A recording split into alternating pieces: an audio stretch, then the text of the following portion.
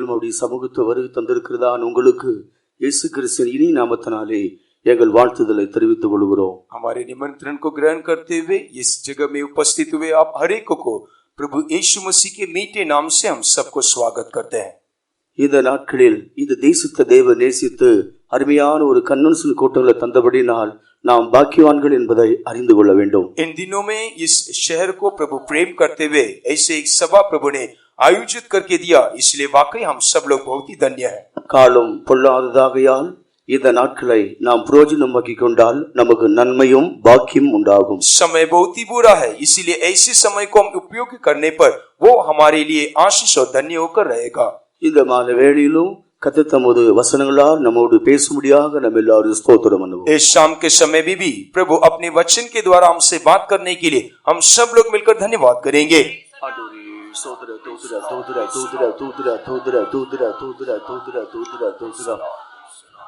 யோவான் எழுதின சுவிசேஷம் 4ஆம் அதிகாரம் 8ஆம் வசனத்தையும் 15ஆம் வசனத்தையும் நாம் வாசிப்போம். யோहन्ना सुसमाचार उसके 4 अध्याय के 8वां और 15वां वचन को पढ़ेंगे. क्योंकि उसके चेले तो नगर में भोजन मोल लेने को गए थे. स्त्री ने उससे कहा, हे प्रभु, वह जल मुझे दे ताकि मैं प्यासी न हो और न जल भरने को इतनी दूर आऊं. அப்பொழுது சமாரியா நாட்டாளாகிய ஒரு ஸ்திரீ தண்ணீர் முள்ள வந்தால் ஈசு அவளை நோக்கி, தாகத்துக்கு தா என்றார். அந்த ஸ்திரீ அவரை நோக்கி, ஆண்டவரே, எனக்கு தாகம் உண்டாகாமலும் நான் இங்கே கொண்டு கொள்ள வராமலும் இருக்கும்படி அந்த தண்ணீரை எனக்கு தர வேண்டும் என்றாள். ஆண்டவருக்கு மகிமை உண்டாகட்டும். प्रभु की महिमा हो. இங்கே இரண்டு விதமான தாகம் உள்ளவர்கள் ஒன்றாக்கப்பட்டதை எழுதப்பட்டதை நாம் வாசிக்கிறோம். यहाँ दो किस्म के लोग जो प्यासे हैं वे दोनों हम देख सकते हैं. இந்த சமாரிய ஸ்திரீக்கும் தினந்தோறும் ஒரு தாகம் உண்டு. அந்த தாகத்தை தீர்த்து கொள்ளும்படியாக அங்கே யாக்கோபின் கிணற்றிலே தண்ணீர் உள்ளும்படியாக வந்திருந்தார். ये सामरी स्त्री के लिए एक प्यास था और वो अपने प्यास को बुझाने के लिए याकूब के उस कुआं के पास वो अपने प्यास को बुझाने के लिए वहां पड़ी. இந்த இடத்திலே சர்வ சிருஷ்டி கர்த்தராக இயேசு கிறிஸ்து அங்கே வரும் பொழுது அவருக்கு ஒரு தாகம் உண்டாகிறது. यहाँ सर्व सृष्टिकर्ता प्रभु यीशु मसीह जब इस स्थान में पहुंचे वे भी प्यासे होकर उस स्थान पे वे आए. அவர் சிருஷ்டி கர்த்தர் அநாதி தேவன், சோர்ந்து போகிறவர் அல்ல. ஆனால் அங்கே ஒரு தாகம் அவருக்கு உண்டாகக்கூடிய ஒரு சூழ்நிலை ஏற்பட்டது. वो सृष्टि करता है, अनादि परमेश्वर है, लेकिन वहां ऐसी एक परिस्थिति को हम देख सकते हैं जहां वो भी प्यासा होकर उस स्थान पे वो पहुंच गया. அவர் மாம்ச சரீரத்திலே வாழ்ந்தாலும் தேவனாகவே வாழ்ந்தார். वो शारीरिक देह में वो जीवन बिताने पर भी वो एक परमेश्वर होकर पाया गया है. ஆகையால் அவர் தேவனாக இருந்தாலும் அங்கே அவருக்கு தாகம் உண்டாகிறது. वो परमेश्वर होकर रहने के बावजूद भी उसके लिए एक प्यास वहां पाया गया. இந்த இடத்திலே தாகம் உண்டாகும் பொழுது தண்ணீர் மொள்ள வந்த அந்த ஸ்திரியை பார்த்து தாகத்துக்கு தா என்று இயேசு கேட்டார். यहाँ जब वो प्यास के साथ उस जगह में वो पहुंचा, उसको देखकर यीशु मसीह में प्यासा हूं, मुझे पानी पिला करके वो कहता है. இந்த இடத்தில் ஆண்டவர் பெரிய விசேஷமான ஒன்றையும் அவர் கேட்கவில்லை. यहाँ प्रभु यीशु मसीह उसको देखकर कोई बड़े विशेष बात को नहीं मांगा. அவள் மொள்ள வந்த அந்த தண்ணீரை தான் தனக்கு தா என்று அவர் கேட்கிறார். वो जो पानी लेने के लिए आई वो पानी को ही वो मांगता है. ஆனா இந்த இடத்தில் இவளோ வாக்குவாதத்திலே அவள் ஈடுபட்டார். लेकिन यहाँ दोनों के बीच में एक वाद विवाद हो गया. அவர் தாகமா இருக்கிறார். அந்த சூழ்நிலையை அறியாமல் இவளோ அவரோடு வாக்குவாதத்துக்குள்ளே ஈடுபட்டு அவரோடு வாக்குவாதம் செய்கிறார். वो प्यासा है, लेकिन वो प्यास को उस बातों को समझने बिना वे दोनों एक वाद विवाद में उतर जाते हैं. இவருடைய வாக்குவாதமானது அவருடைய சூழ்நிலை, அவர்கள் பிரிந்திருக்கிறார்கள். யூதர்களும் சமாரியர்களும் அவர்கள் சம்பந்தம் கலக்காதவர்கள். அதை பற்றி அவளுக்குள்ளே ஒரு வாக்குவாதம் உண்டாகிறது. इनका वाद विवाद को हम देखने के समय यहाँ यहूदियों और समरियों को देखने के समय वे दोनों आपस में मेल नहीं रखते हैं. इसीलिए इस वजह से इन दोनों के बीच में एक वाद विवाद को यहाँ देख सकते हैं. இந்த தாகம் என்று சொல்லும் பொழுது பொதுவாகவே யாவருக்கும் ஏற்படுகிற ஒன்று. ये प्यास कर देखने के समय हम सारे लोग प्यासे होते हैं. இவரோ தாகத்தில் இருக்க தாகத்துக்கு தா என்று கேட்ட அவரோடு இவள் வாக்குவாதத்துக்கு உட்பட்டாள். ये प्यास के साथ उस स्त्री के पास जाकर वो पानी मांगता है, लेकिन पानी मांगा वो उस व्यक्ति को देखकर ये वाद विवाद में उतर गई. யூதர்கள் எங்களோடு சம்பந்தம் கலவாது இருக்க யூதனாகிய நீ சமாரிய ஸ்திரியாகிய என்னிடத்திலே எப்படி தாகத்துக்கு தாய் என்று நீர் கேட்கலாம். जब यहूदी लोग हमारे साथ कोई मेल नहीं रखते हैं, हमसे उनका कोई बातचीत नहीं होता है, जब तू यहूदी होकर मुझसे तू पानी कैसा मांग सकता है? ஆனால் ஆண்டவரோ பல விதங்களில் அவரோடு சத்தியத்தை பேச ஆரம்பித்தார். लेकिन उस समय प्रभु यीशु मसीह उसके साथ कई प्रकार से सच्चाई को बांटने लगा. அத பிந்தின காரியங்களை இனி வருகிற நாட்களில் நாம் தொடர்ந்து வாசித்து நாம் அதை கவனிக்கலாம். इन बातों को आने वाले दिनों में आगे हम पढ़कर हम ध्यान करेंगे. இந்த நாளில் இந்த ரெண்டு விதமான தாகத்தை பற்றி நாம் சிந்திக்கிறோம். लेकिन आज इन दिनों में इस दो प्रकार के इस प्यास के बारे में हम ध्यान करने वाले हैं. ஒன்று சமாரிய ஸ்திரிக்கு இருந்ததான தாகம், एक सामरी स्त्री के भीतर रहने वाला एक प्यास. இரண்டாவது ஆண்டவராக இயேசுக்குள் இருந்ததான தாகம். दूसरा प्रभु यीशु मसीह के भीतर रहा हुआ एक प्यास. இதற்கு முன்பாக இந்த சமாரியர்கள் யார், எப்படி இவர்கள் சமாரியர்களாக ஆக்கப்பட்டார்கள் என்கிறதான சத்தியத்தை நாம் ஆராய வேண்டியது அவசியம். लेकिन उसके पहले ये समरी कहां से आए, ये समरी लोग कैसे वे बने कर हमें जांचना होगा. இந்த சமாரியர் என்பது ஒரு பாஷையை சேர்ந்ததா, அல்லாவிட்டால் ஒரு தேசத்தை சேர்ந்ததா, அல்லாவிட்டால் ஒரு இனத்தை சேர்ந்ததா? ये समरी करके कहने के समय वो एक वंश के हैं या एक देश के हैं या एक जाति के हैं.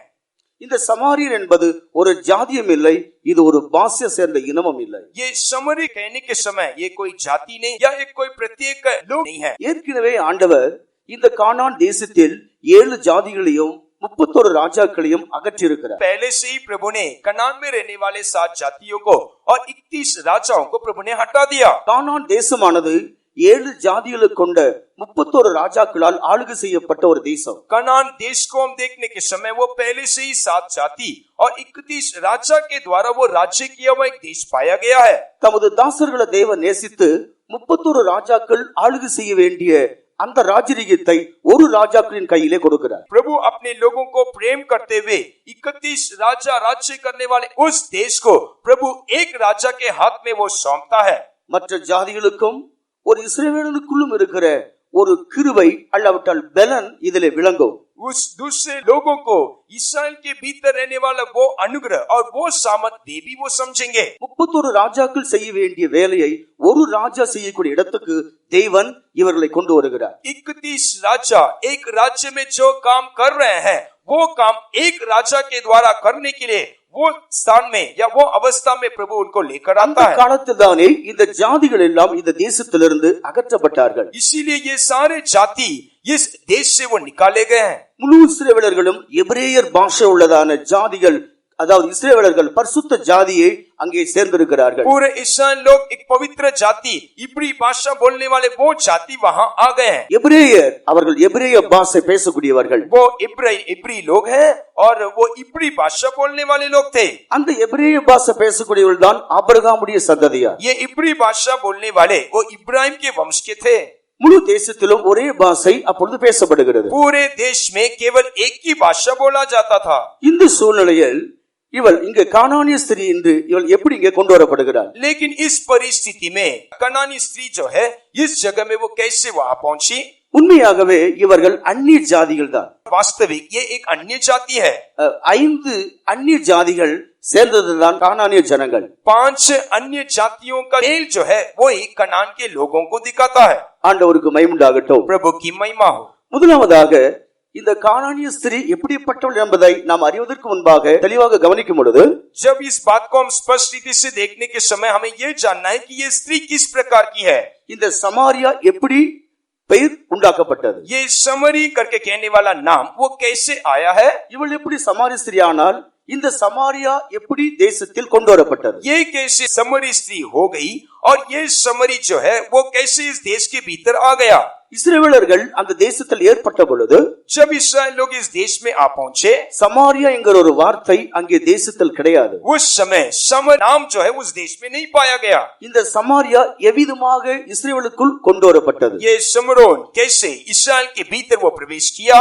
சாலமோனுக்கு பின்பு ராஜ்யபாரம் இஸ்ரவேல் இரண்டாக பிரிக்கப்பட்டது. सुलेमान के बाद इस्राएल का राज्य 2 भाग में वो विभाजित किया गया. 10 கோத்திரத்தை கொண்ட இஸ்ரவேலின் சாம்ராஜ்யம் என்று சொல்லப்பட்டது. 10 गोत्रों को देखकर इस्राएल का राज्य करके कहा गया.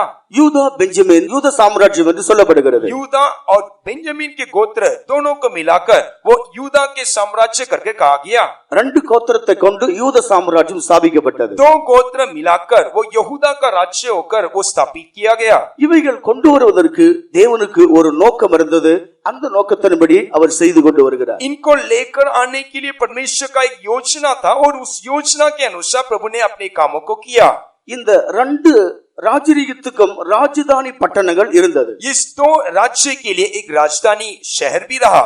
இஸ்ரவேலின் சாம்ராஜ்யத்துக்கு ராஜதானி பட்டணம் மேன்மையான ஒரு இடத்தில் சொல்லப்படுகிறது. इस्राएल के उस राज्य के लिए एक राजधानी है और वहां भी एक महिमा बढ़ा हुआ एक स्थान उनके लिए ठहराया गया. இத குறித்து சாலமோன் முன்னதாகவே தீர்க்க தரிசனம் போல அவர் பாடி இருக்கிறார். इसके बारे में सुलेमान पहले ही वो भविष्यवाणी के रूप में इसके बारे में वो गाया. உன்னத பாட்டு 6ஆம் அதிகாரத்துடைய 4ஆம் வசனத்துக்கு வரும்பொழுது श्रेष्ठ की 6वां अध्याय के 4वां वचन में आने के समय அங்கே திர்சாவை போல சௌந்தரியமும் எருசலேமை போல வடிவும் என்று எழுதியிருக்கிறது. वो तिर्सा के समान सुंदर और यरूशलेम के समान सुंदर होकर हम देख सकते हैं. இந்த திர்ஷா இன்னும் ராஜரீகம் பெறவில்லை. ஆனால் முன்னதாகவே சாலமோன் அதை குறித்து பாடி வைத்திருக்கிறார். ये तिर्सा जो है वो राज्य को प्राप्त नहीं किया, लेकिन पहले ही सुलेमान उसके बारे में वो गीत गाता है. இந்த திர்ஷாங்கிறது இஸ்ரவேலின் சாம்ராஜ்யத்தினுடைய ராஜதானி பட்டணம். ये तिर्सा करके कहने के समय ये इस्राएल के राज्य का एक राजधानी नगर है. இந்த இஸ்ரவேலுக்கு முதலாவது ராஜாதான் எரோபியாம். ये इस्राएल के पहला राजा एरोबियाम. இந்த எரோபியாம் குடியிருந்தது திர்ஷாவாக இருக்கிறது. ये एरोबियाम जो है वो तिर्सा उस नगर में वो वास किया. அதை 1 ராஜாக்கள் 14ஆம் அதிகாரம் 17ஆம் வசனத்தில் நீங்கள் அதை கண்டறியலாம். वो पहला राजा 4वां अध्याय के 17 वचन में आप देख सकते हैं. அந்த காலத்தில் எரோபியாமுடைய மகன் ஒருவன் வியாதியாக இருக்கிறான். उस समय एरोबियाम का एक बेटा वो बीमार था. அவருடைய மனைவி தீர்க்கதரிசியிடத்தில் அனுப்பப்படுகிறார். उस समय उसकी पत्नी उस भविष्यवक्ता के पास भेजी गई. தீர்க்கதரிசி அவளுக்கு நல்ல வார்த்தை கொடுத்து மீண்டும் அவளை வீட்டுக்கு அனுப்புகிறார். उस समय उस भविष्यवक्ता उसके लिए शुभ वचन को देकर उसको वापस अपने घर लौटाता அவள் है. எங்கே வந்து சேருகிறாள்? तब वो कहाँ वापस लौटती है? அவள் திர்ஷாவிலே வந்து சேருகிறாள். वो तिर्सा में आकर वो पहुंचती है. எரேபியா முதற்கொண்டு ராஜரீகமாக இஸ்ரவேலானது திர்ஷாவிலே ஸ்தாபிக்கப்பட்டிருந்தது. वो यरोबियाम के लेकर ये राज्य जो है वो तिर्सा में वो स्थापित किया गया. இது சௌந்தரியமுள்ள இடம், சௌந்தரியமுள்ள ராஜரீகம் அங்கே செய்யப்பட்டு வந்தது. ये तिर्सा जो है वो सुंदरी के साथ नहीं तो रूपमान के साथ पाया गया वो एक राज्य है. இந்த திர்ஷாவானது ஒரு குறிப்பிட்ட காலத்துக்கு பின்பு இவைகள் மாற்றப்படுகிறது. लेकिन थोड़े समय के बाद ये तिर्सा जो है वो बदल दिया गया. அதை 1 ராஜாக்கள் 16ஆம் அதிகாரத்திலே தெளிவாக நாம் படிக்கிறோம். उसके बारे में पहला राजा 16 अध्याय में हम स्पष्ट रीति से पढ़ सकते हैं. 1 ராஜாக்கள் 16ஆம் அதிகாரத்தினுடைய 9ஆம் 10ஆம் வசனங்களுக்கு நாம் வரும்பொழுது जब हम पहला राजा 16 अध्याय के 9 और 10वां वचन को माने के समय அந்த இடத்துல ஏலாங்கிறதான ஒரு ராஜா இஸ்ரவேலிலே ராஜ்யபாரம் பண்ணி கொண்டிருக்கிறார். उस समय एलाम नामक एक राजा इस्राएल को वो राज्य कर रहा था. அவருடைய வேலைக்காரன் எழும்பி அவனை கொலை செய்கிறான். उसका दास उठकर उसको घात किया. அவருடைய பெயர் தான் சிம்ரி. उसका नाम जिम्री है. ராஜாவுடைய வேலைக்காரன் ராஜாவோடு இருந்து உதவி செய்யக்கூடியவன். இவன் தன் எஜமானை கொலை செய்து விட்டு தான் ராஜ்யபாரத்துக்கு வந்து விட்டான். राजा के साथ रहने वाला नौकर राजा को सहायता करने वाला राजा का घात कर कर वो अपने राज्य में पहुंचा. இவன் அங்கே 7 நாட்கள் ராஜ்யபாரம் செய்தான் என்று பிந்தின வசனங்களை நாம் விளங்கிக் கொள்கிறோம். आगे के वचन में हम देख सकते हैं कि ये व्यक्ति 7 दिन तक वो उस राज्य को अपने हाथ में लिया. அந்த காலத்திலே இந்த ராஜாவுக்கு சேனாபதியாக உம்ரி அங்கே உதவியாக இருக்கிறார். उन दिनों में इस राज्य के लिए इस राजा के साथ रहने वाला एक सेनापति उम्री को आप देख सकते हैं. சிம்ரி ராஜாவுக்கு வேலைக்காரனாகவும் உம்ரி தன் தேசத்துக்கு சேனாபதியாகவும் இருக்கிறார். ये जिम्री जो है वो इस राजा के लिए नौकर होकर और ये उम्री जो है उस राज्य में एक सेनापति होकर वो पाया गया. இவன் 7 நாட்கள் திர்ஷாவிலே ராஜ்யபாரம் பண்ணுகிறான். 7 दिन तक वो तिर्सा में वो राज्य किया. இவன் ராஜாவை கொலை செய்தான், சிம்ரி ராஜாவை கொலை செய்தான் என்பதை ஜனங்கள் அறிந்து கொண்டார்கள். जब जिम्री राजा को घात किया कर जब लोग इसके बारे में जाने அப்பொழுதுதான் இந்த உம்ரியை சேனாபதியாகிய உம்ரியை ஜனங்கள் ராஜாவாக்குகிறார்கள். उस समय उमरी जो सेनापति था उसको जनता जो है उसको राज அவனை उसके हाथ में அவனை दिया। ராஜாவாக்கின பின்பு இந்த உம்ரி சிம்ரியை நெருக்குகிறான். उसके बाद जब वो राजा हो गया तब ये उमरी जो है वो जिम्री का सामना करता है। சிம்ரியை பார்க்கிலோ உம்ரி பலவான். जिम्री से बढ़कर ये उमरी जो है वो सामर्थी है। இப்பொழுது இஸ்ரவேல் ஜனங்களும் உம்ரியும் சிம்ரியை நெருக்கும்படியாக யுத்தம் பண்ணும்படி என்ன செய்கிறார்கள்? திர்ஷாவுக்கு வருகிறார்கள். अभी उमरी इस्राएल लोगों के साथ ये जिम्री को सामना करने के लिए वो इस्राएल में ये तिर्सा में वे पहुंचे। அதை 1 ராஜாக்கள் 16ஆம் அதிகாரம் 16, 17, 18 வசனம் வரைக்கும் கவனிக்கிறோம். आप उसके बारे में पहला राजा 16वां अध्याय के 16, 17 और 18 वचन में आप देख सकते हैं।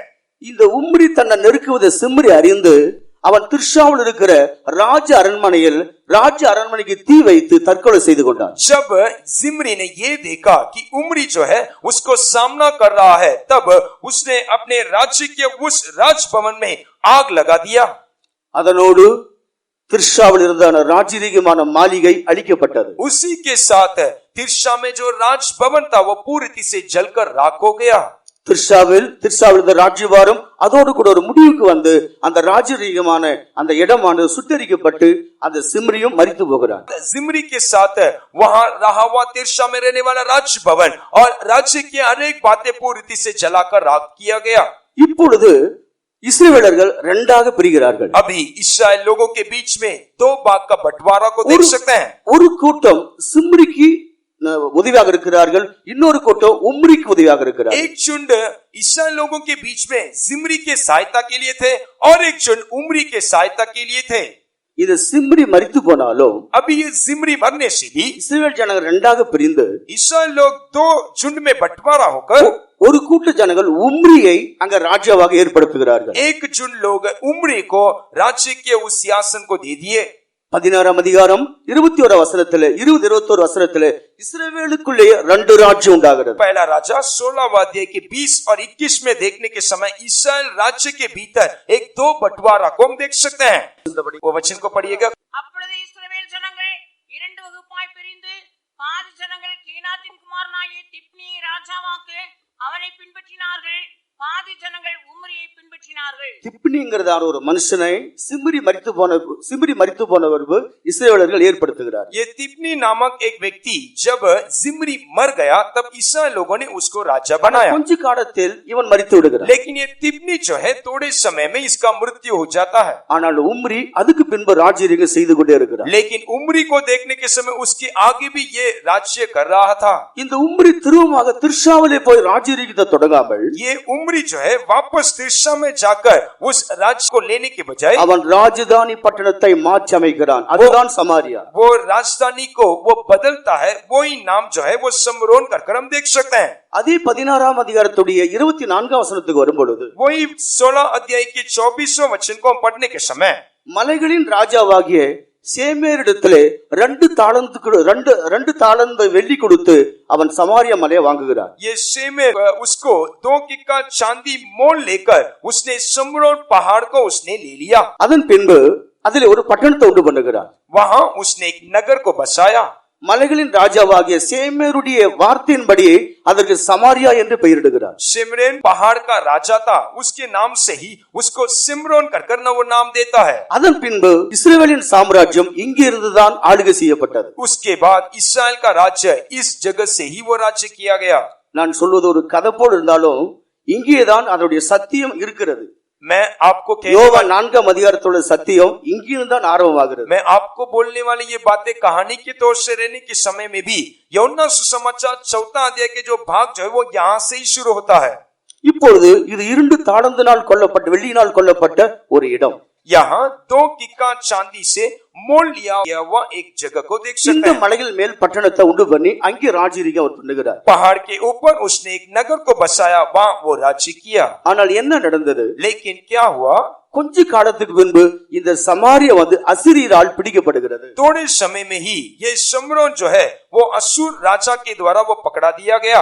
அசிரிய ராஜாக்களால் இந்த சமாரியா பிடிக்கப்பட்டு जब असुर राजा के द्वारा जब ये समरोन जो पकड़ा लिया गया, 2 ராஜாக்கள் 17ஆம் அதிகாரத்துடைய 5ஆம் 6ஆம் வசனங்களுக்கு வரும்போது जब दूसरा राजा 17 अध्याय के 5वां और 6वां वचन में माने के समय இஸ்ரவேலிலே ஒசியாங்கிறதான ராஜா ஆளுகை செய்து கொண்டிருக்கிறான். इस्राएल में होश नामक राजा जो है वो राज्य कर रहा था. அந்த காலத்தில் யூதாவிலே எசேக்கியா ராஜாவாக இருக்கிறார். उस समय यूदा में एसेकिया राजा वो राज्य कर रहा है. எசேக்கியா ராஜா யூதாவில் ஆளுகை செய்கிற அந்த காலத்தில் एसेकिया राजा जब यूदा में राज्य कर रहा था उस समय இந்த ஒசேயா ராஜாவுடைய இஸ்ரவேலின் ராஜாவாக இவன் காலத்திலே அசீரியர்கள் வந்து இறங்குகிறார்கள். होशे राजा जो इस्राएल में राज्य कर रहा था उस समय असुर राजा वहां आकर पहुंचा. இந்த இஸ்ரவேலின் ராஜா இவன் அமைதியாக இல்லாமல் எகிப்தோடு போய் சம்பந்த கலக்க போகிறான். ये इस्राएल राजा जो है वो खामोश रहे बिना वो मिस्र में जाकर वो समझौता कर रहा है.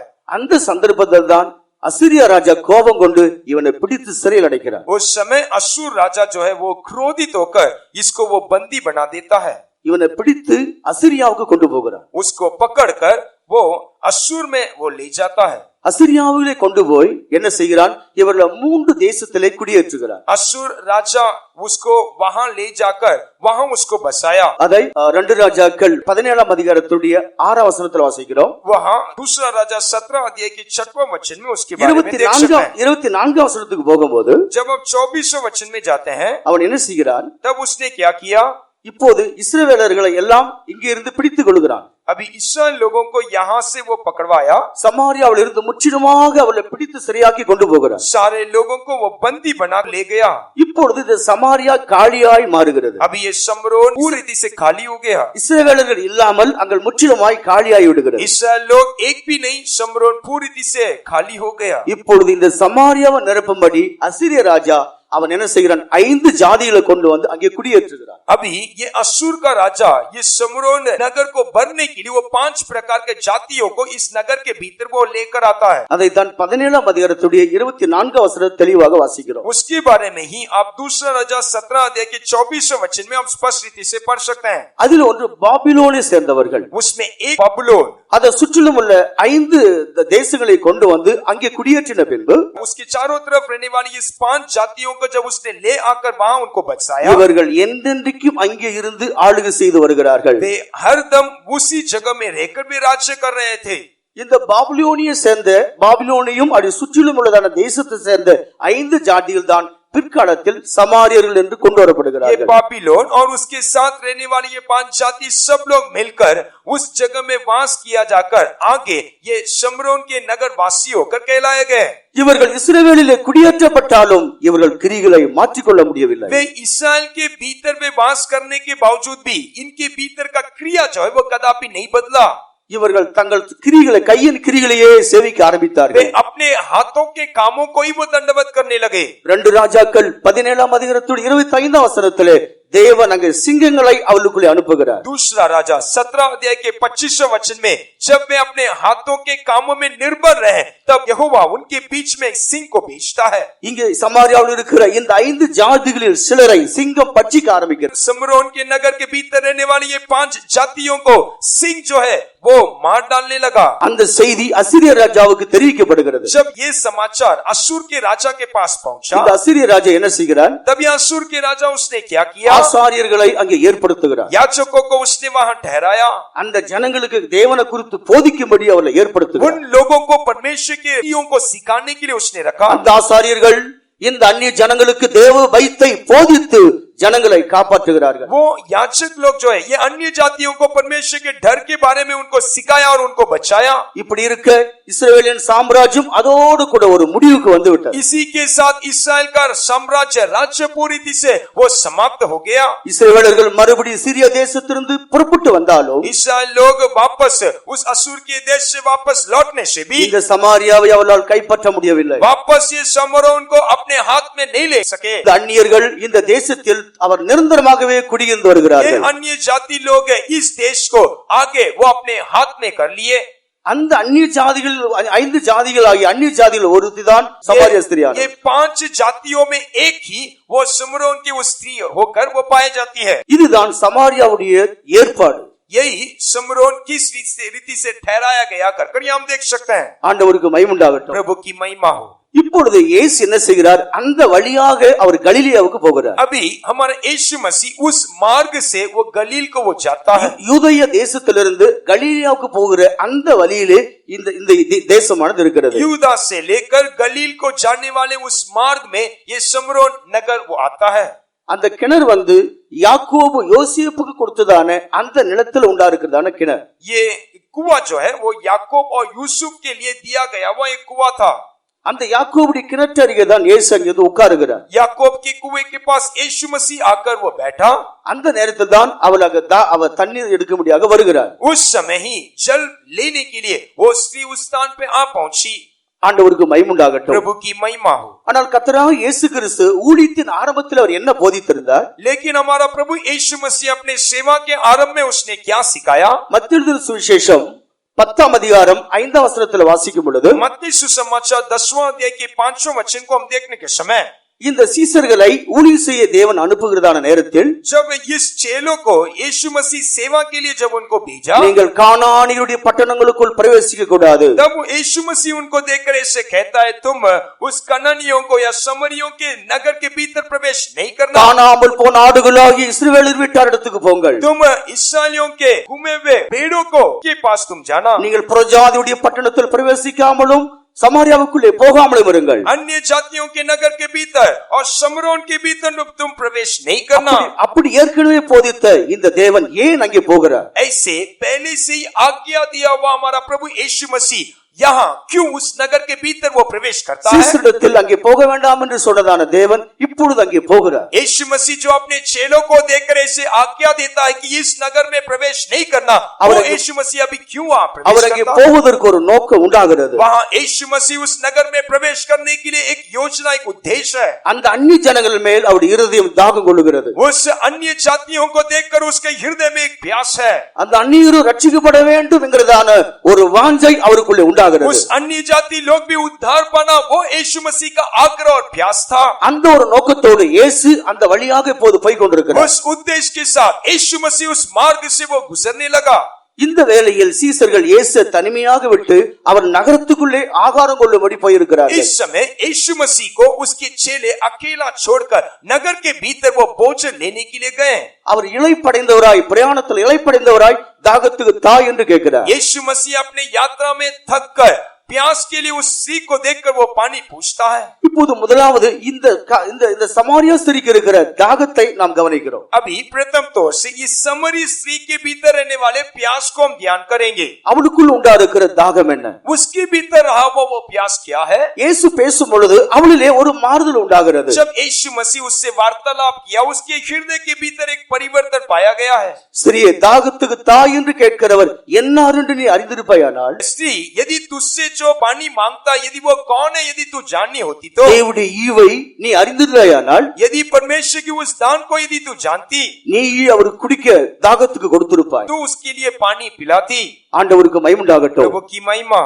இயேசுடைய வார்த்தையை அவள் கேட்ட பொழுது அவளில் ஒரு மாறுதல் அங்கே உண்டாகிறது. जब यीशु मसीह का वो शब्द उसने सुना, तब उसके हृदय में एक परिवर्तन हुआ. தாகத்துக்கு தாய் என்று கேட்டவுடனே அவரோடு வாக்குவாதத்தில் ஈடுபட்டதான இந்த ஸ்திரீ இப்பொழுது இயேசு கிறிஸ்துடைய வார்த்தையின் தன்மையை கண்டு ஆண்டவரே என்று ஒரு இடத்துக்கு அவள் வந்து விட்டாள். जब यीशु मसीह उससे पानी पूछता है, तब वाद विवाद में उतरी हुई ये स्त्री अभी यीशु मसीह के उस वचन को सुनने के बाद हे प्रभु करके उस निष्कर्ष में वे पहुंच அவளுடைய गई. மெதுவான வார்த்தை அவளை கவர்ந்து விட்டது. இப்பொழுது ஆண்டவரே என்று அவரோடு பேச ஆரம்பிக்கிறார். यीशु मसीह का वो वचन उसको आकर्षित किया और हे प्रभु करके उसने प्रभु को देखकर इकरार किया. ஸ்திரியே இந்த தண்ணீர் குடிக்கிறவனுக்கு தாகம் உண்டாகும். तब यीशु मसीह ने कहा, हे स्त्री, इस पानी को, इस जल को पीने वाला वो आगे वो प्यासा होगा. நான் கொடுக்க தண்ணீர் குடிக்கிறவனுக்கு ஒரு கால தாகம் உண்டாகும். लेकिन जो जल मैं तुझे देता हूँ, उसको पीने वाला कदापि प्यासा नहीं होगा. இயேசுடைய வார்த்தையை இப்போது அவள் நம்பிவிட்டாள். अभी यीशु मसीह के उस वचन को इसने अभी भरोसा रखा. ஆண்டவரே அந்த தண்ணீர் எனக்கு நீங்கள் கொடுக்க வேண்டும். तब उसने ऐसे कहा, हे प्रभु, मुझे वो जल चाहिए. நான் இந்த இடத்துக்கு தண்ணீர் மொள்ள வராமலும் நான் இனி தாகம் அடையாமல் இருக்கும்படி அந்த தண்ணீரை நீர் எங்களுக்கு கொடுக்க வேண்டும். आगे इस जगह में पानी लेने के लिए मैं ना आऊं, आगे मैं प्यासे ना हो, इसीलिए मुझे वो जल आवश्यक है. நான் கொடுக்கிறதான தண்ணீரானது அவனுக்குள்ள நித்திய ஜீவகாலமா ஓடுகிற நீரூற்று நித்திய ஜீவனுக்காக நான் தருகிறதான ஜீவ தண்ணீர். यीशु मसीह वहां कहा कि मैं तुझे देने वाला वो जल जो है तेरे भीतर रहने वाला एक सोता होकर बन जाता जो तेरे लिए अनंत जीवन है இந்த उमड़ता रहेगा। யாக்கோபின் கிணற்றில் உள்ள தண்ணீர் மீண்டும் மீண்டும் தாகத்தை உண்டு பண்ணும். ये याकूब का वो कुआं वापस तुझे प्यासा करेगा। ஆனா என்னில் நான் கொடுக்கிற தண்ணீரோ உனக்கு திரும்பவும் தாகம் உண்டாகாது. लेकिन जो जल मैं तुझे देता वो तू पीने पर तुझे आगे प्यास नहीं लगेगा। மனிதன் இந்த மாம்ச சரீரத்தில் இருக்க வரைக்கும் அவனிலே ரெண்டு விதமான தாகம் இருந்து கொண்டேதான் இருக்கும். मनुष्य जब तक अपने ये शरीर में रहता है, देह में रहने के समय उसके भीतर दो प्रकार के प्यास को देख सकते हैं। இந்த சரீரத்துக்கு தண்ணீர் தேவை, சரீரத்திலே தாகம் உண்டாகிறது.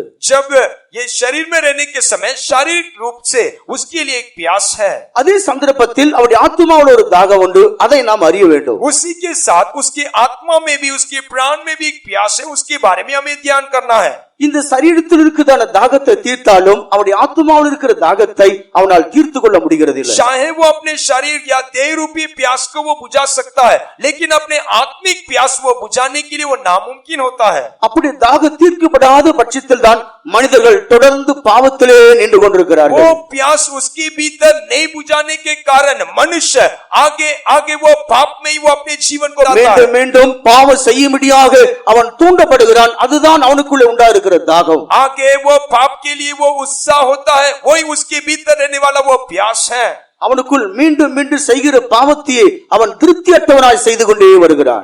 आगे जो कोई वो पाप वो दोहराता रहता है, उस पाप के लिए उसके भीतर कोई संतुष्टि नहीं है। இப்பொழுது இந்த ஸ்திரீக்குள் இருக்கிற அந்த தாகத்தை கவனிக்கிறோம். ஓசியாவின் புஸ்தகம் 4ஆம் அதிகாரம் 8வது வசனத்தில் வாசிக்கும் பொழுது, अभी इस स्त्री के भीतर रहने वाली उस प्यास को हम देखने के समय होशे के पुस्तक 4 अध्याय के 8वें वचन में आते हैं। அது அக்கிரமம் தான் அதனுடைய தாகமாக இருக்கிறது. वहाँ उसका अधर्म जो है वही उसका प्यास है। वासिपो पढ़िएगा। அவர்களின் ஜனத்தின் பாவத்தை தின்று அவர்களுடைய அக்கிரமத்தின் பேரில் பசிதாகமாய் இருக்கிறார்கள். वे मेरी प्रजा के पाप बलियों को खाते हैं और प्रजा की पापी होने की लालसा करते हैं। என் ஜனத்தின் பாவங்களை அவர்கள் தின்று அவர்கள் அக்கிரமத்தின் பெயரில் பசிதாகமாக இருக்கிறார்கள். मेरी प्रजा के पाप बलियों को खाते हैं और मेरी प्रजा की पाप होने के लिए लालसा करते हैं। ஒரு மனிதனுக்குள் அவன் பாவம் செய்த பின்பு இந்த அக்கிரமங்கிறதான தாவம் ஒவ்வொரு நாளும் அவனிலே பெருகிக் கொண்டே வருகிறது. एक व्यक्ति जब वो पाप करता है उसके भीतर ये पाप का ये लालसा जो है वो बढ़ता जाता है। தேவன் மனிதனை படைத்த பொழுது அவனை ஒரு செம்மையானவனாகவே அக்கிரமம் இல்லாதவனாகவே படைத்தார். जब मनुष्य को परमेश्वर ने बनाया तब उसको सीधा बनाया, उसके भीतर कोई पाप नहीं था।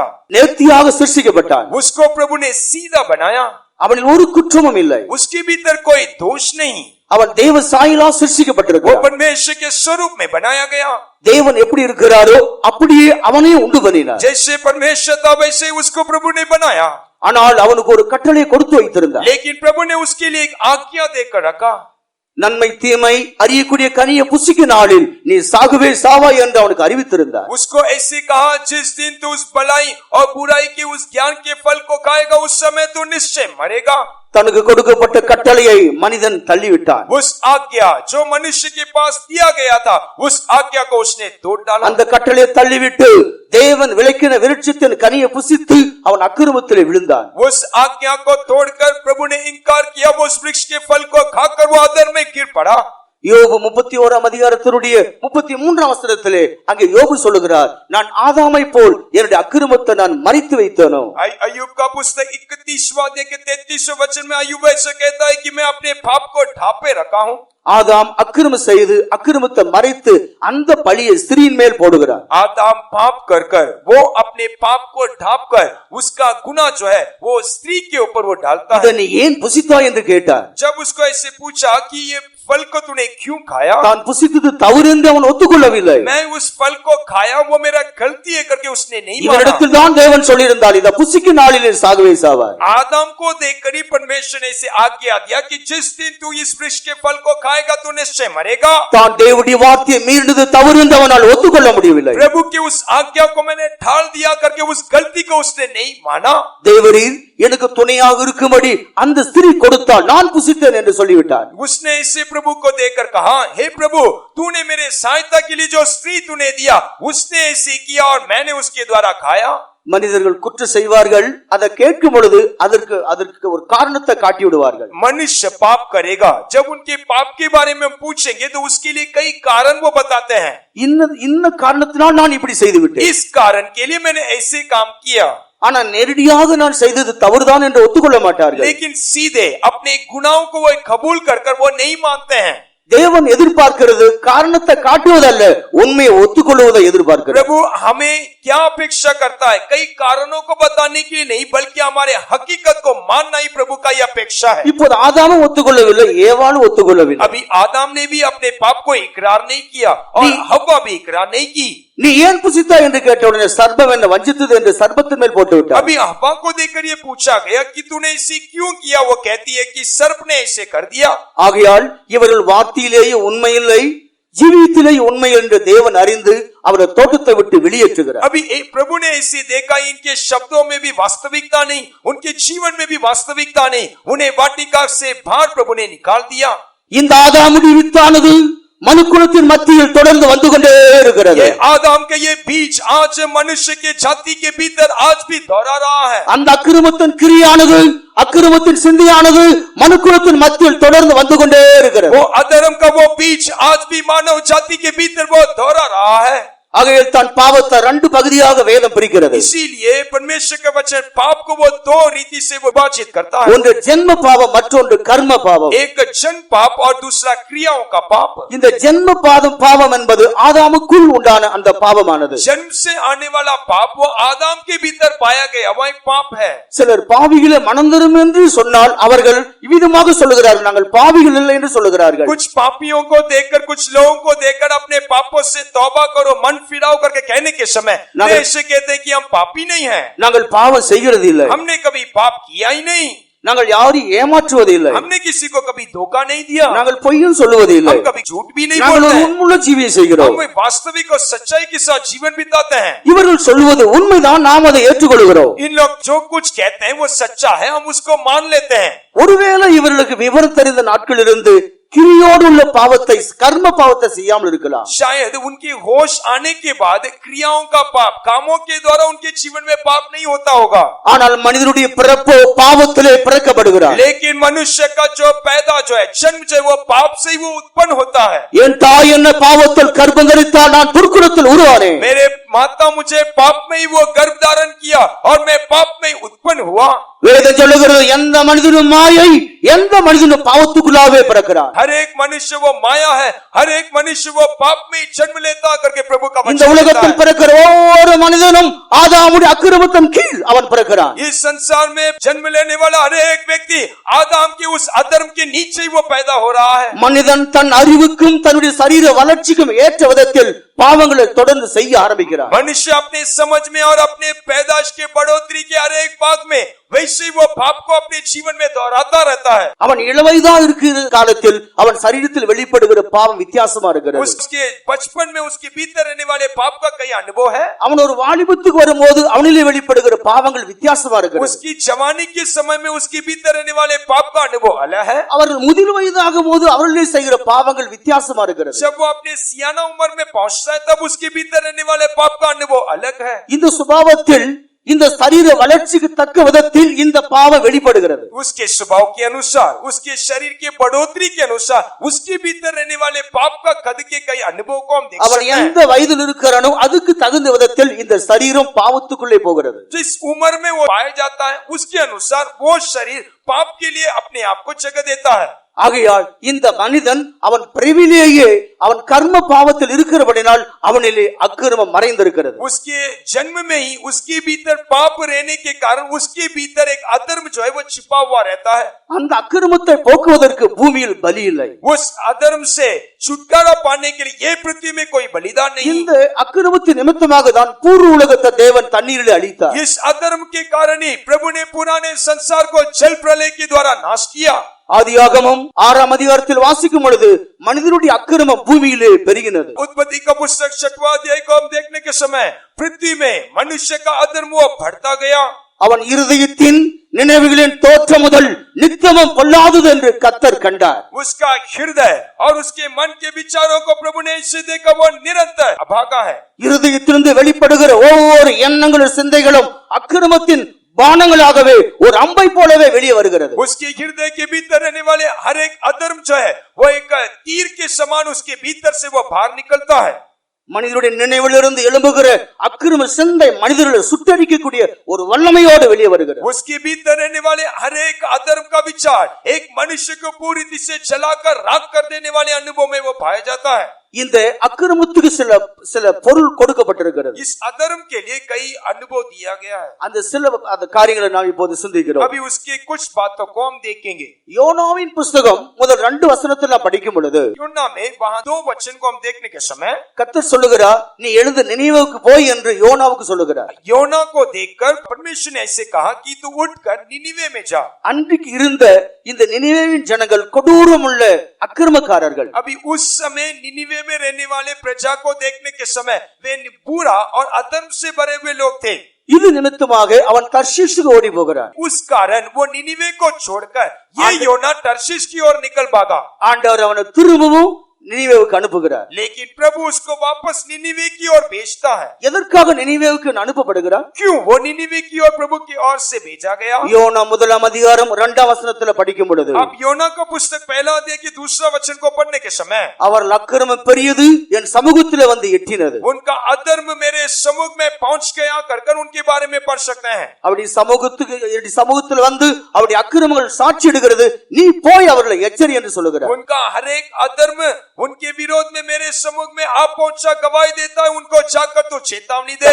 கர்த்தர் யோனாவை அனுப்புவது அங்கே நற்செய்தி கொடுப்பதற்காக கிடையாது. यहाँ योना को निनिवे में भेजने का मकसद शुभ संदेश देने के लिए नहीं, நீ போய் அதற்கு விரோதமாய் பிரசங்கி என்றுதான் அனுப்புகிறார். तू जाकर उनके विरोध में प्रचार कर करके प्रभु उनको भेजता है।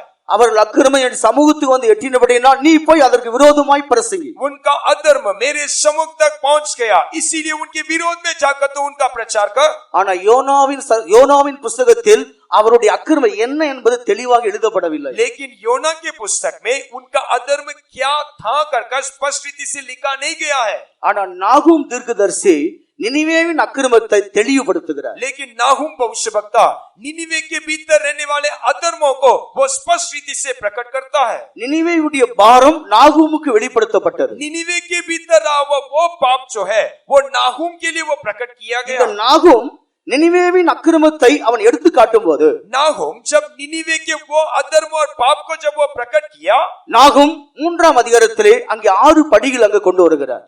यहाँ नाहूम 3रा अध्याय में वो वहां 6 बातों को वहां लेकर आता है।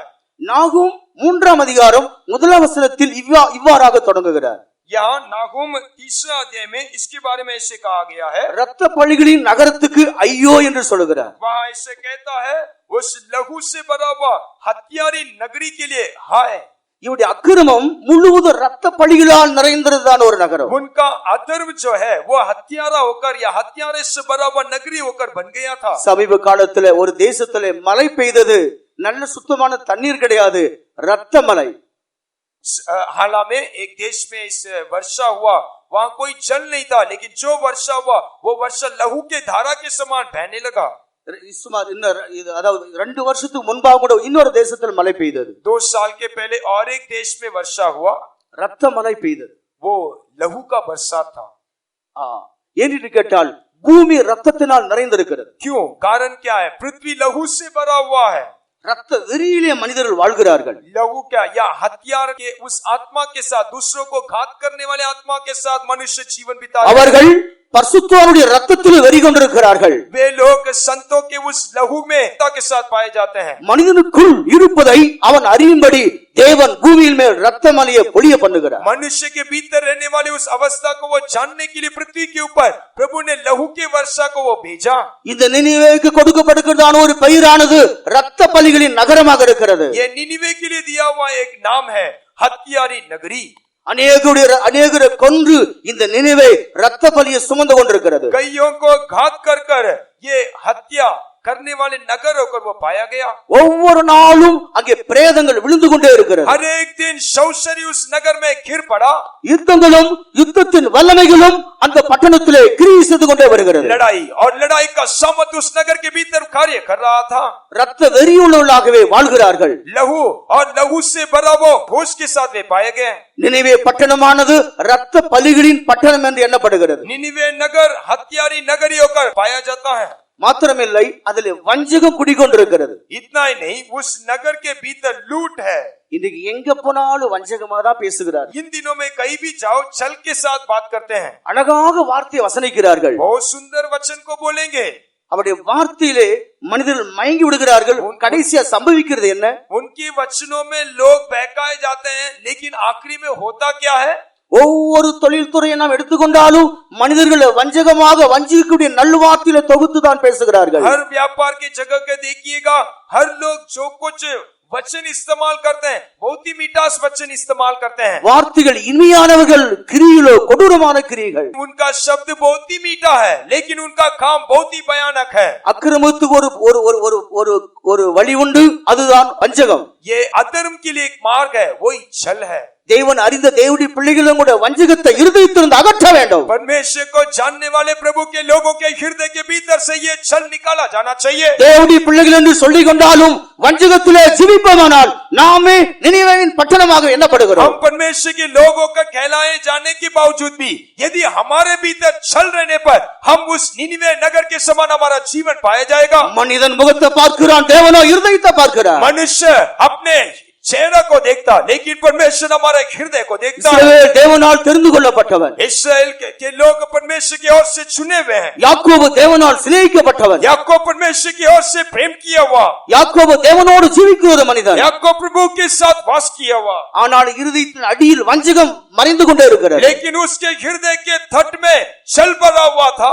ஒரு கருவில் உருவான ஏசா சொல்லுகிறான், அண்ணன் சொல்லுகிறான், என்ன அவன் வஞ்சித்து விட்டான். एक गर्भ में उत्पन्न हुआ ऐसा ऐसा कहता है, उसने मुझे धोखा दे दिया। ஒரு தாய்க்கு 2 பிள்ளைகள் பிறப்பது அது சாதாரணமான விஷயம் தான். एक माता के लिए जुड़वा बच्चा साधारण है। அவள் தனித்தனியாக கருவில் உருவாகிறார்கள். लेकिन वो अलग गर्भ में वे उत्पन्न हुए।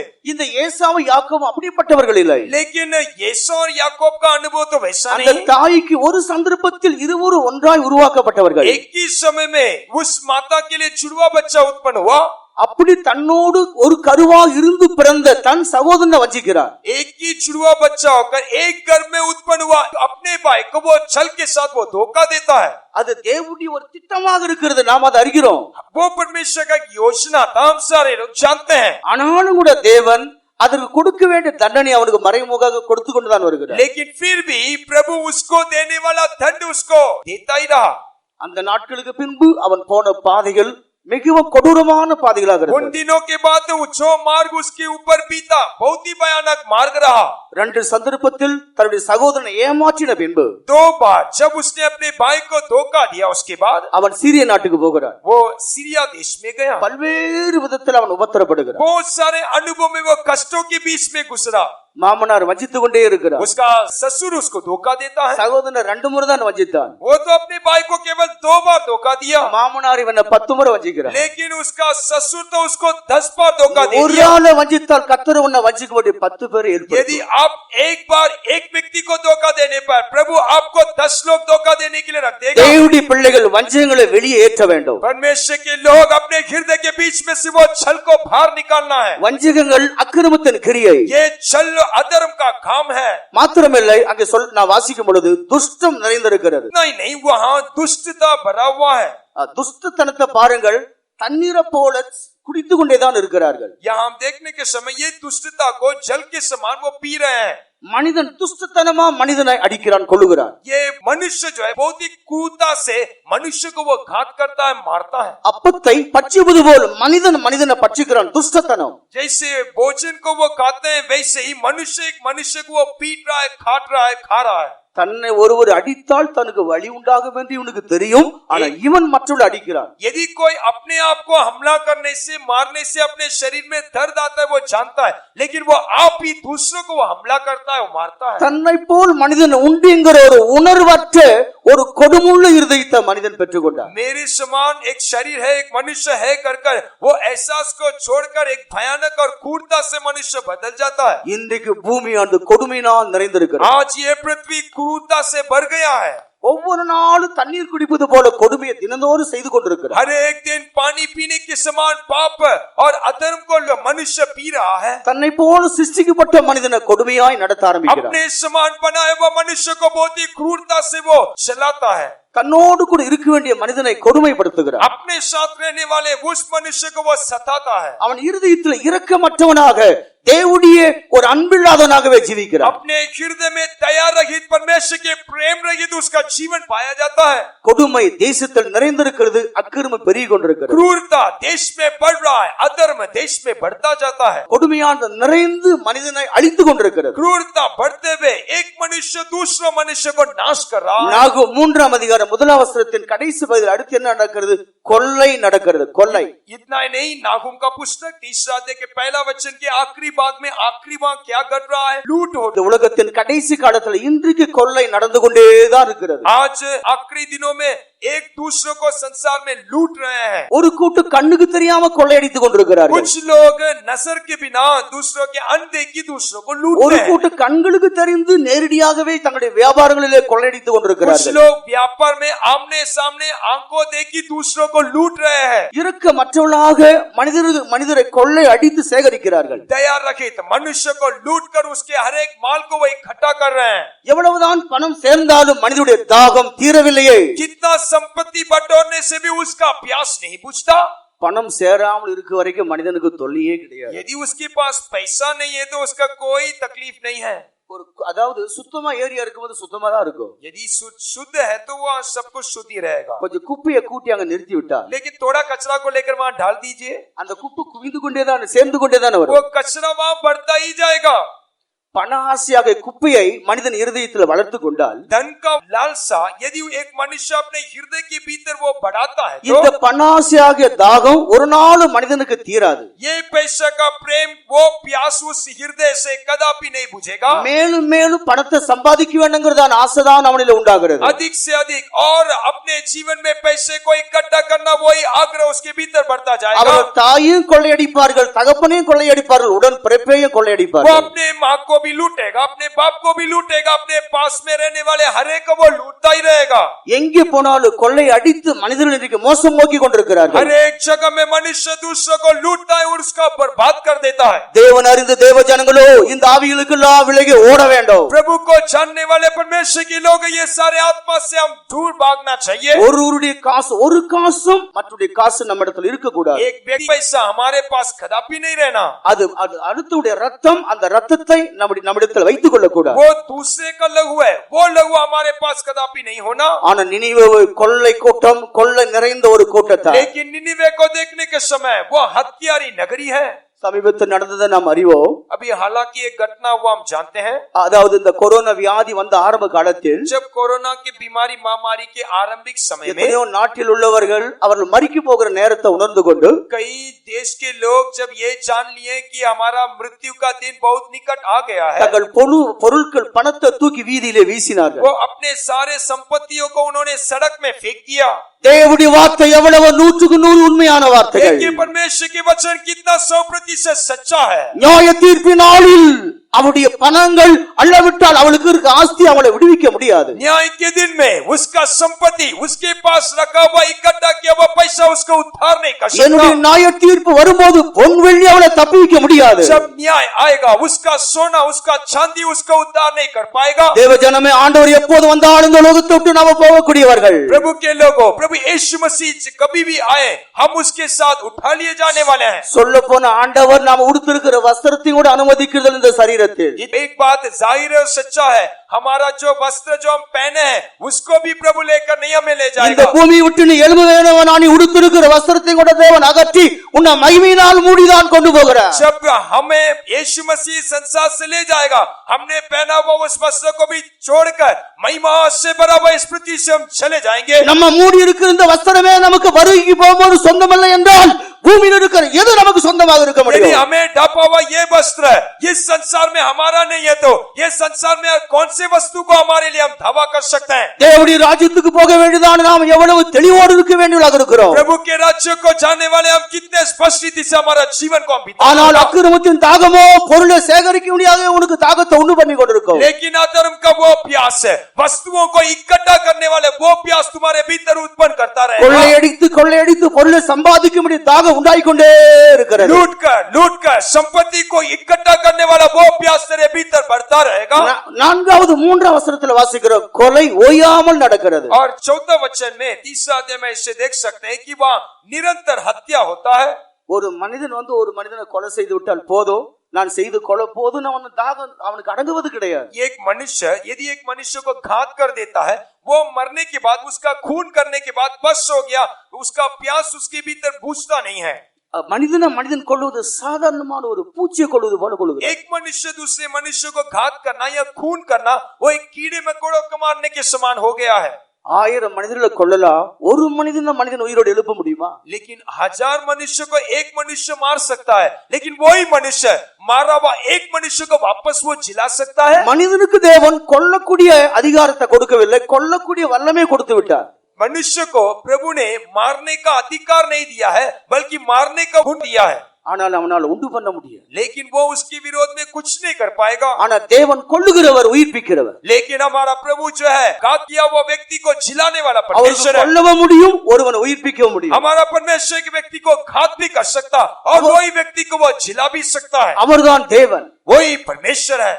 ஆனா மனிதன் அதற்கு புறம்பானவர். लेकिन मनुष्य उसके विपरीत में वो पाया जाता है। ஒருவேளை நம்முடைய கைகளில் பட்டயத்தை எடுத்தோ அல்லவிட்டால் வேற எந்த ஆயுதத்தை எடுத்தோ சகோதரர் கொல்லாமல் இருக்கலாம். शायद अक्षरी तौर से हम कोई हथियार लेकर हमारे भाई को हम घात नहीं किए होंगे।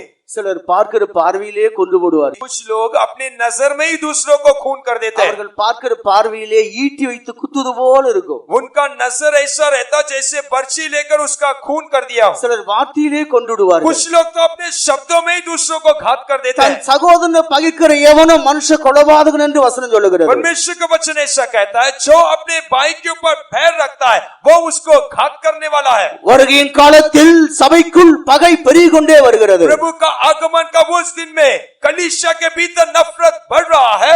பகைகள் விரோதங்கள் மனிதனுக்குள் பிசாசினால் அது ஏற்படுத்தப்பட்டு கொண்டே வருகிறது. शैतान के द्वारा प्रभु के लोगों के भीतर बैर नफरत बढ़ रहा है।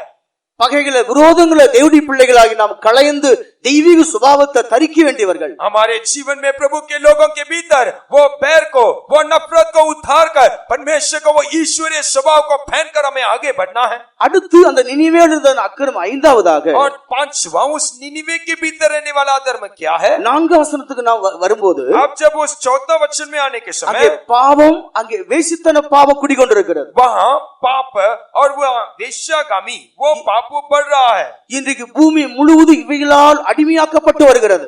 आज पृथ्वी पूरा इस पाप का गुलाम होकर बन रहा है। தேவன் வேசி கள்ளரை நியாயம் தீர்ப்பார் என்று வசனம் சொல்லுகிறது. परमेश्वर का वचन ऐसा कहता है कि प्रभु उस वेशी को न्याय करेगा।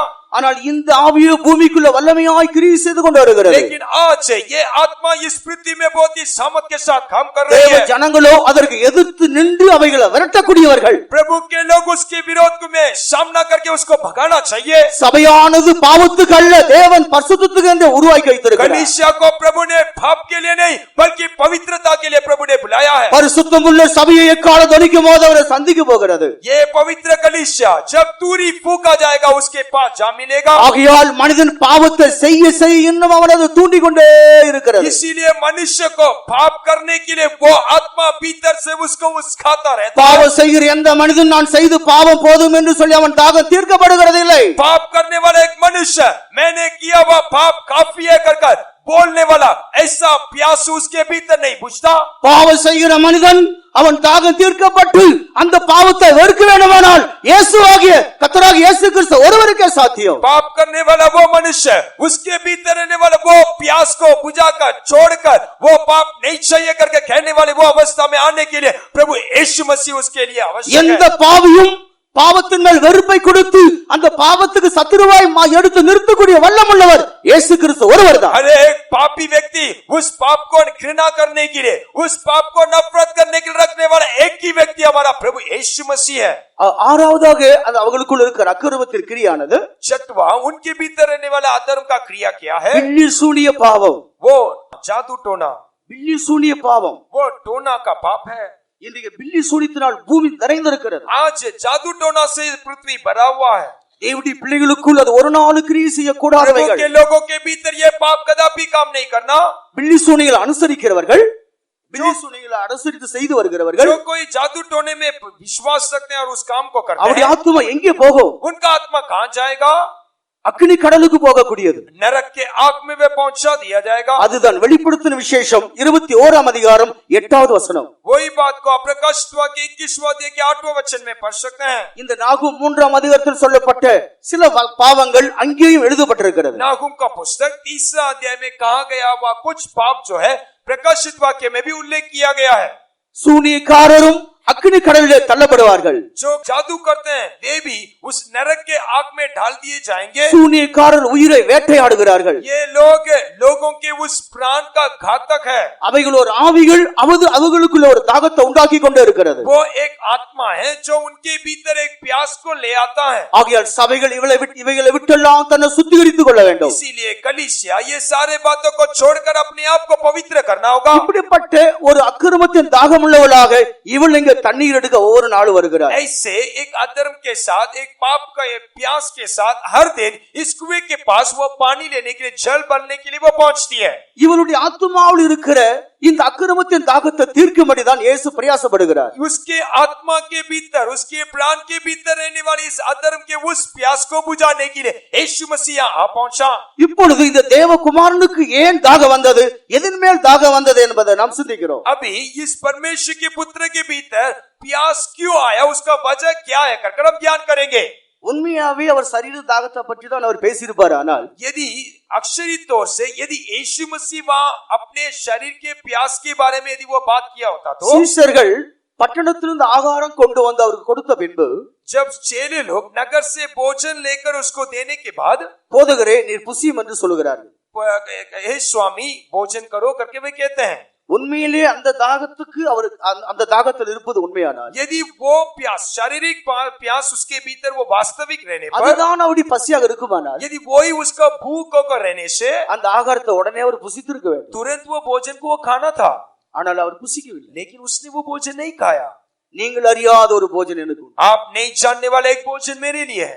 என் பிதாவின் சித்தத்தை செய்து அவருடைய கிரிகளை முடிப்பதே என்னுடைய போஜனம். मेरे पिता का मर्जी को करना और उसको पूरा करना ही मेरा भोजन है. அப்படியானா இயேசுக்குள்ள என்ன தாகம் உண்டாயிருந்திருக்கணும்? यदि वैसा है तो यीशु मसीह के भीतर आया वो प्यास, वो भूख, वो क्या है? அந்த பாவியான ஸ்திரீ ரட்சிக்கப்பட வேண்டும். वो पापी स्त्री कैसे भी वो उद्धार पाना चाहिए. இந்த பாவியான ஸ்திரீ ரட்சிக்கப்பட வேண்டும். ये पापी स्त्री उद्धार पाना चाहिए. அவள் சாதாரணமான ஸ்திரீ वो கிடையாது. ऐसी साधारण स्त्री नहीं है. அவளுக்கு ஏற்கனவே 5 புருஷர்கள் இருந்தார்கள். उसको पहले से ही 5 पति वो कर चुकी है. இப்போது ஒரு புருஷன் இருக்கிறார். अभी एक पति उसके पास हाला में है. ஆனால் அவன் புருஷனுக்கு ஏற்றவன் அல்ல என்று ஆண்டவர் சொல்லுகிறார். लेकिन वो पति उसका नहीं है करके यीशु मसीह कहता है. அப்போ இந்த ஸ்திரீ கேட்கிறாள், ஆண்டவரே அந்த தண்ணீர் எனக்கு தாரும் என்று சொல்லுகிறார். अभी ये यीशु मसीह को देखकर पूछती है कि मुझे वो जल जरूरी है. இயேசு சொல்லுகிறார், உன் புருஷனை போய் அழைத்து கொண்டு வா. तब यीशु मसीह ने ऐसे कहा तू जाकर अपने पति को लेकर आ. அவள் சொல்லுகிறார், எனக்கு புருஷன் கிடையாது. तब उसने ऐसे कहा मेरे लिए कोई पति नहीं. அப்ப ஆண்டவர் என்ன சொல்லுகிறார்? तब यीशु मसीह ने क्या ஸ்திரீயே कहा? உள்ளபடியே சொன்னாய். तूने सच्चाई कहा. பாவியான ஸ்திரீ தான் உள்ளபடி பேசுகிறாள். वो एक पापी स्त्री है लेकिन उसका बोली में एक सच था. பாவியானவள் தான் ஆண்டவரிடத்தில் உண்மை பேசுகிறாள். वो पापी स्त्री होने के बावजूद भी उसका बोली सच है. ஆண்டவர் சித்தமானால் இந்த பகுதியை நாளைக்கு சிந்திக்கலாம். यदि प्रभु का मर्जी है तो इस भाग को हम कल ध्यान करेंगे. இப்பொழுது தேவகுமாரனுக்குள் இருக்கிற தாகத்தை சுருக்கமாக நாம் படிக்கிறோம். अभी हम परमेश्वर के पुत्र के भीतर रहने वाले वो प्यास को हम संक्षिप्त रीति से ध्यान அவருக்குள் करेंगे. இருக்கிற தாகம் பூமியில் இருக்கிற ஒவ்வொரு மனிதரும் ரட்சிக்கப்பட வேண்டும். प्रभु का भीतर रहने वाला एक प्यास है। पृथ्वी में रहने वाले हर एक मनुष्य वो उद्धार पाना चाहिए। ஒவ்வொருவரும் மனம் திரும்ப வேண்டும், ஒவ்வொருவரும் ரட்சிக்கப்பட வேண்டும். हर एक मनुष्य उद्धार पाना, हर एक मनुष्य प्रभु के पास आना। ஆதி மனிதனுக்குள் இருந்து மனிதன் வெளிப்பட்டபடினால், आदि मनुष्य जब वो प्रकट हुआ, ஆதாமுக்குள் இருந்து மனிதன் வெளிப்பட்டபடினால், आदम के भीतर रहने वाला वो मनुष्यत्व मनुष्य के भीतर जब பூமியில் பிறக்கிற எல்லா மனிதர்களும் பாவிகளாக்கப்பட்டபடினால், पृथ्वी के रहने वाले हर एक निवासी जब पापी हो गए, மனிதன் பாவம் செய்து தேவ மகிமையை இழந்து விட்டான். मनुष्य पाप करके परमेश्वर की महिमा का रहित होकर बदल गया। நீதிமான் ஒருவனும் இல்லை. धर्मी कोई भी नहीं। ஆகையால் உலகத்தில் உள்ள மனிதர்கள் எல்லோரும் நீதிமானாக்கப்பட வேண்டும். इसीलिए संसार में रहने वाले हर एक मनुष्य धर्मी होकर बदलना चाहिए। மனிதனை பிடித்திருக்கிற பாவத்திலிருந்து அவனை விடுவிக்கப்பட வேண்டும். मनुष्य में पकड़ा हुआ हर एक पाप से वो छुटकारा पाना चाहिए। மனிதர்கள் மனம் திரும்ப வேண்டும். मनुष्य मन फिराना है। தேவாதி தேவனை மனிதன் காண வேண்டும். परमेश्वर का ये मनुष्य देखना है। இந்த ஒரு வாஞ்சியை ஆண்டவராக இயேசு கிறிஸ்து அங்க உண்டாகிற தாகம், ये आग्रह के साथ यीशु मसीह के भीतर हम उस प्यास को हम देख सकते हैं। 2 பேதுரு 3:9 வாசித்தால், दूसरा पत्रस 3:9 वचन में हम देखने के समय ஒருவனும் கெட்டு போவது அவருக்கு சித்தமில்லை, कोई भी नाश होना उसका मर्जी नहीं। எல்லா மனிதரும் மனம் திரும்ப வேண்டும். மனம் திரும்பும்படியாகவும் सारे लोग उद्धार पाने के लिए, எல்லா மனிதரும் அவர்கள் சத்தியத்தை அறிகிற அறிவு அடையும்படியாகவும், सारे लोग सच्चाई की उस पहचान में पहुंचने के लिए அவர் ஏன் தாமதித்துக் கொண்டிருக்கிறார்? क्यों वो देरी कर रहा है?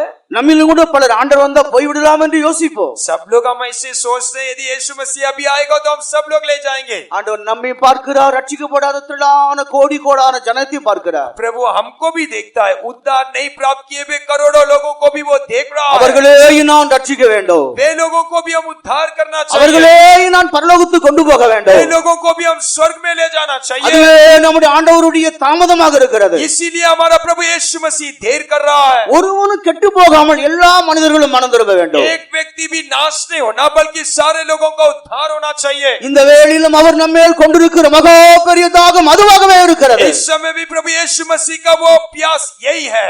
பாவத்தில மனிதன் சாவத தேவன் விரும்பவில்லை. पाप में मनुष्य नाश होना प्रभु का मर्जी नहीं। பாவத்திலே மனிதன் மாளுவத தேவன் விரும்புவதில்லை. पाप में मनुष्य नाश होना प्रभु नहीं चाहता।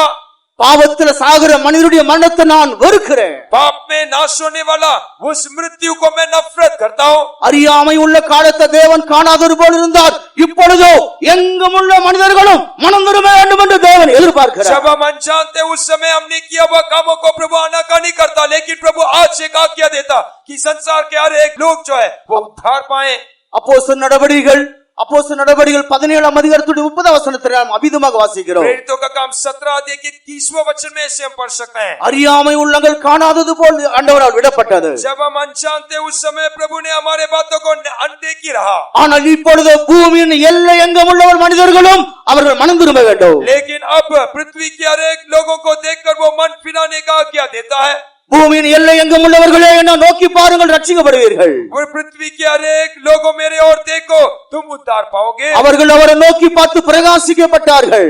जो लोग उसकी ओर देखे उनका मुंह प्रकाशमान हुआ। பூமியின் எல்லை எங்கும் உள்ளவர்களே என்ன நோக்கி பாருங்கள். पृथ्वी के चारों तरफ रहने वाले लोग मेरे तरफ देखो। ஒரு மனிதன் சாதாரணமாய் பார்ப்பதற்கு நோக்கி பார்ப்பதற்கு பெரிய வித்தியாசம் உண்டு. एक व्यक्ति साधारण तौर से देखना और उसकी ओर ध्यान लगाना उसमें अंतर है। சில வேளையில் நம்முடைய பார்வை சில மனிதர்கள் மேல் சாதாரணமாக விழும், சாதாரணமாக பார்த்து கொண்டு போவோம். कई बार हम कुछ मनुष्य को हम साधारण तौर से देखेंगे और नजर लगाकर हम चले जाएंगे। ஒரு பெருங்கூட்டத்தில் நாம் நடந்து போய் கொண்டே இருக்கிறோம். ऐसे बड़े झुंड के साथ हम निकल जाते हैं। பல முகங்களை நாம் பார்த்து கொண்டு போகிறோம். कई चेहरा हमारे सामने आता है, ஆனா அதே சந்தர்ப்பத்தில் लेकिन साथ ही साथ நமக்கு தெரிந்தவள் யாராயிரம் அந்த கூட்டத்தில் இருந்த அந்த முகம் இருந்தா திரும்ப நம்ம அவளை உற்று பார்க்கிறோம். यदि उस झुंड में हम पहचानने वाला एक चेहरा हमारे सामने आ जाता है तो तुरंत हम उनको ध्यान लगाकर देखेंगे। அவளை நோக்கி பார்க்கிறோம். हम उनको ध्यान से என்ன देखेंगे। நோக்கி பாருங்கள் என்றால் அதோடைய பொருள் என்ன? हम मुझे ध्यान से देखो उसका मतलब क्या है? ஆண்டவரை கவனித்து பார்ப்பது, प्रभु का ऊपर हम ध्यान लगाकर देखना கவனம் चाहिए। செலுத்தி அவரை பார்ப்பது, हम पूरे ध्यान से उसके ऊपर नजर நம்முடைய लगाना, கவனத்தை கொடுத்து அவரை பார்ப்பது. हमारा पूरा ध्यान उसके ऊपर रखना चाहिए। பூமியின் எல்லை எங்கும் உள்ளவர்களை என்ன நோக்கி பாருங்கள், ரட்சிக்கப்படுவீர்கள். पृथ्वी के चारों तरफ रहने वाले लोगों मेरी ओर देखो तब तुम उद्धार पाओगे। மனிதன் ரட்சிக்கப்படும்படி அவன் தாக தீர்க்கப்படும்படி அவரை அல்லாமல் வேறொரு நாம பூமியின் மேல் கட்டளிடப்படவில்லை. मनुष्य उद्धार पाने के लिए उसके प्यास को बुझाने के लिए उसके नाम को छोड़कर और कोई नाम इस पृथ्वी पर नहीं है। அப்போஸ்தலர் 4:12 அவ்வாறாக நாம் படிக்கிறோம். प्रेरितों का काम 4 अध्याय के 12 वचन में ऐसे हम पढ़ सकते हैं। அவரை இல்லாமல் இந்த பூமியில் ஒரு நாமம் ஏற்பட முடியாது. उसको छोड़ छोड़कर और कोई नाम इस पृथ्वी पर नहीं आ सकता। ஆகையால் தான் பேதுரு சொல்லுகிறான், நீங்க ஒவ்வொருவரும் மனம் திரும்பி பாவ மன்னிப்பு கண்டு ஞானஸ்நானம் பெற்றுக் கொள்ளுங்கள். इसीलिए पतरस वहां कहता है, हर एक लोग अपने पापों के लिए मन फिराकर पानी के बपतिस्मा ले लीजिए। மனிதன் தான் செய்கிற பாவத்தை விட்டு மனம் திரும்பாத பட்சத்தில் பாவத்திலிருந்து அவனுக்கு விடுதலை இல்லை. यदि एक मनुष्य अपने किया हुआ पाप से वो तौबा नहीं करता, उसके पाप से क्षमा नहीं प्राप्त कर सकता। தான் செய்கிற பாவத்தை வெறுத்து அந்த பாவத்தை அறிக்கையிட்டு அவனை விட வேண்டும். उसने किया हुआ एक पाप को वो नफरत करके, उस पाप को इकरार करके वो छोड़ना है। ஆண்டவருக்கு மகிமை உண்டாகட்டும். प्रभु की महिमा हो। இந்த பாவமுள்ள மனிதன் மனம் திரும்பி ரட்சிக்கப்படுவதற்காக ये पापी मनुष्य मन फिराकर उद्धार पाने के लिए இயேசு இப்பொழுது என்ன செய்கிறார்? அவர் ரத்தத்தை சிந்துகிறார். यीशु मसीह भी क्या करता है, वो अपने लहू को बहाता है। அந்த ரத்த சிந்தி இந்த ரத்தத்தை அவருக்கு ஜீவனுக்காக, அவருடைய ரட்சிப்புக்காக அதை அவனுக்கு கொடுக்கிறார். वो अपने लहू को बहाकर उसके उद्धार के लिए, उसके पाप के क्षमा के लिए वो देता है। எபிரேயர் 9 அதிகாரம் 22 வசனத்தில் வாசிக்கும் பொழுது, इब्रानी की पत्रिका 9 अध्याय के 22 वचन को हम पढ़ने के समय ரத்த சிந்துதல் இல்லாமல் மீட்பு உண்டாகாது. वहाँ लहू बहाए बिना छुटकारा नहीं है करके हम देख सकते हैं। ரத்த சிந்துதல் இல்லாமல், ரத்தம் இல்லாமல் அங்கே பாவ மன்னிப்பு இல்லை. लहू के बिना पाप का क्षमा नहीं है। தன்னுடைய ரத்தத்தை தாகத்துக்கு கொடுப்பதாக தான் அந்த ஸ்திரியோடு இயேசு பேசுகிறார். अपने लहू को उसके प्यास के लिए देने के लिए वहाँ यीशु मसीह उसके साथ बोल रहा है। அதான் சொல்லுகிறார், நான் கொடுக்கும் தண்ணீர் என்று சொல்லுகிறார். इसीलिए यीशु मसीह कहता है, मैं तुझे देने वाला वो जल। இந்த தண்ணீர் எப்போது வெளிப்பட்டது? ये जल कब प्रकट हुआ?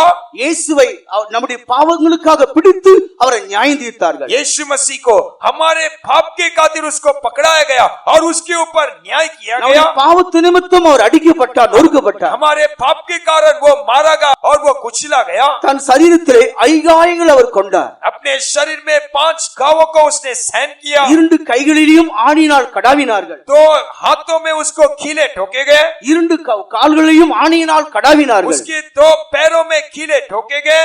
அவர் விலாவை ஈட்டினால் குத்தினார்கள். उसके पंजर में बर्छी होगा। இந்த காயங்கள் ஆறாத காயங்கள். ये सारे घाव जो है वो कदापि सूखता नहीं। இயேசு உயிர்த்தெழுந்தாலும் கூட जब यीशु मसीह जी उठने के बावजूद भी அந்த காயமும் இருந்தது, விலாவில் குத்தப்பட்ட காயமும் இருந்தது. वो घाव पंजर भोगा गया, वो घाव भी उसके अंदर पाया गया। சில வேளையில் நமக்கு காயம் உண்டானா அது மறைந்து விடும். कई बार जो घाव हमारे शरीर में आता है वो सूख जाता है। சில காயங்கள் நம் சரீரத்தில் இருக்க வரைக்கும் அது இருந்து கொண்டே இருக்கும். लेकिन कुछ घाव को देखने के समय वो घाव हमारे शरीर में ही बना रहता है। இயேசு உயிர்த்தெழுந்தாலும் கூட यीशु मसीह जी उठने के बावजूद भी அந்த காயம் இருந்து கொண்டிருந்தது. वो घाव उसके शरीर में पाया गया था। தோமாவிடத்தில் என்ன சொல்லுகிறார்? तोमा को देखकर क्या कहा? என் கையில பார், मेरे हाथों को देखो। என் கையில பார், ஆணினால் கடாவப்பட்டது அப்படியே இருக்கிறது. देखो मेरा हाथों को देखो, वो खीला टोका वो घाव अभी भी है। உன் விரல்களை விலாவிலே போடு, तो अपने उंगली को मेरे पंजर में डालकर दे। இந்த காயம் மூடப்பட்டால் மனுக்குலத்துக்கு இப்போது ரட்சிப்பு இல்லை. इस घाव यदि सूख जाने पर मनुष्य के लिए कोई उद्धार नहीं। அந்த காயங்கள் ஏன் திறந்து வைக்கப்பட்டிருக்கிறது? क्यों ये घाव अभी भी खुला हुआ है? அந்த காயங்கள் திறந்து வைக்கப்பட்டிருக்கிறபடியால் இன்றைக்கு மனுக்குலத்துக்கு ரட்சிப்பு வந்து கொண்டே இருக்கிறது. आज वो घाव खुला रहने के कारण मनुष्य की जाति के लिए आज भी वहां से उद्धार पहुंच रहा है। அது காயங்கள் என்று சொல்வதோட மனிதனுடைய மீட்புக்காக திறக்கப்பட்ட ஊற்று. ये घाव करके कहने से बढ़कर मनुष्य के उद्धार के लिए दिया गया वो एक सोता है। அந்த ஊற்று மனிதனுடைய பாவத்தை போக்கும்படி ரத்தம் வந்து கொண்டே இருக்கிறது. वो सोता मनुष्य के पाप को मिटाने के लिए वो लहू बह रहा है। இந்த 5 காயங்களோடு கூட 5 கொடூர கருவினால் அவர் காயப்பட்டார். ये 5 घाव से बढ़कर 5 यंत्र से उसको घायल किया गया। அந்த வாரினால் அவர் அடிக்கப்பட்டார். वो चाबुक से वो मारा गया।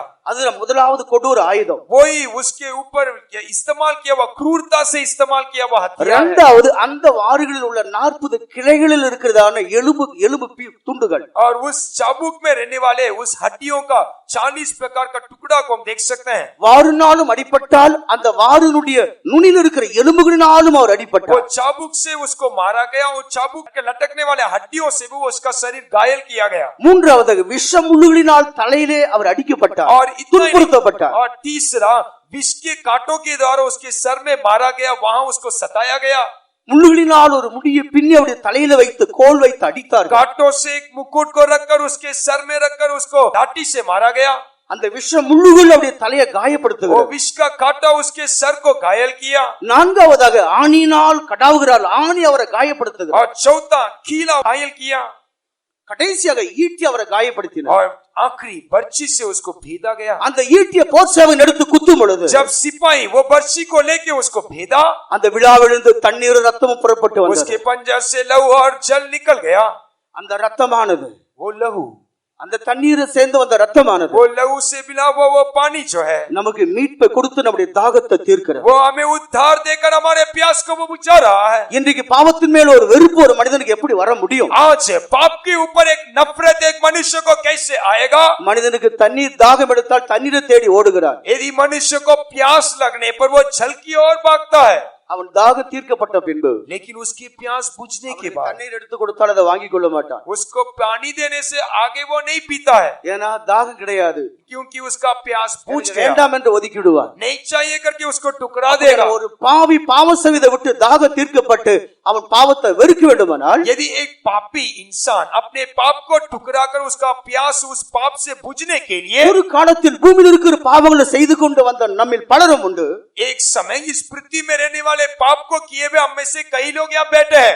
நாம் செய்த பாவங்கள் நமக்கே இப்ப அருவருப்பாய் தோன்றுகிறது. हमने किया हुआ हर एक पाप हमारे लिए आज घृणित होकर पाया இது जाता है। ஏன் அருவருப்பாய் தோன்றுகிறது? क्यों आज उस पाप को देखकर हम घृणा करते அன்றைக்கு हैं? சந்தோஷமாக இருந்தது, एक समय तो हम उस पाप से आनंद இன்றைக்கு मनाए, அருவருப்பை உண்டு பண்ணுகிறது. लेकिन आज वो पाप क्यों घृणित है? நமக்கு பாவம் செய்யக்கூடிய தாகம் இருதயத்தில் இல்லை. आज वो पाप करने वाला वो प्यास हमारे हृदय से मिट गया, ஆகையால் தான் பாவத்தை விட்டு ஓடுகிறார்கள். इसीलिए हम पाप को छोड़कर हम भागते हैं। பாவம் அவளை பின்தொடர்ந்து வந்தால் இவர்கள் அதை விட்டு ஓடுகிறார்கள். पाप उनके पीछा करने से भी वो उस पाप को छोड़कर वो भाग जाते हैं। பாவத்தை குடிக்கக்கூடிய தாகம் அவளுக்கு ஆத்துமாவில் இல்லை. उस पाप को पीने वाले वो प्यास उनके प्राण में नहीं है। இந்த தாகத்தை தீர்த்தவர் ஆண்டவராக இயேசு கிறிஸ்து ரத்தத்தை கொடுத்து ஜீவ தண்ணீரை நமக்குள்ளே ஊற்றினார். उस पाप की प्यास को बुझाने वाला हमारा प्रभु यीशु मसीह अपने लहू को देकर जीवन का जल की नदी हमारे लिए उसने அவருடைய बहा ரத்தம் दिया। சிந்தப்பட்டபடினால் நம்முடைய பாவத்தின் மேல் நமக்கு விடுதலை கொடுத்து வெறுப்பை கொடுத்தார். उसका लहू बहाया गया, इसीलिए हमें उस पाप का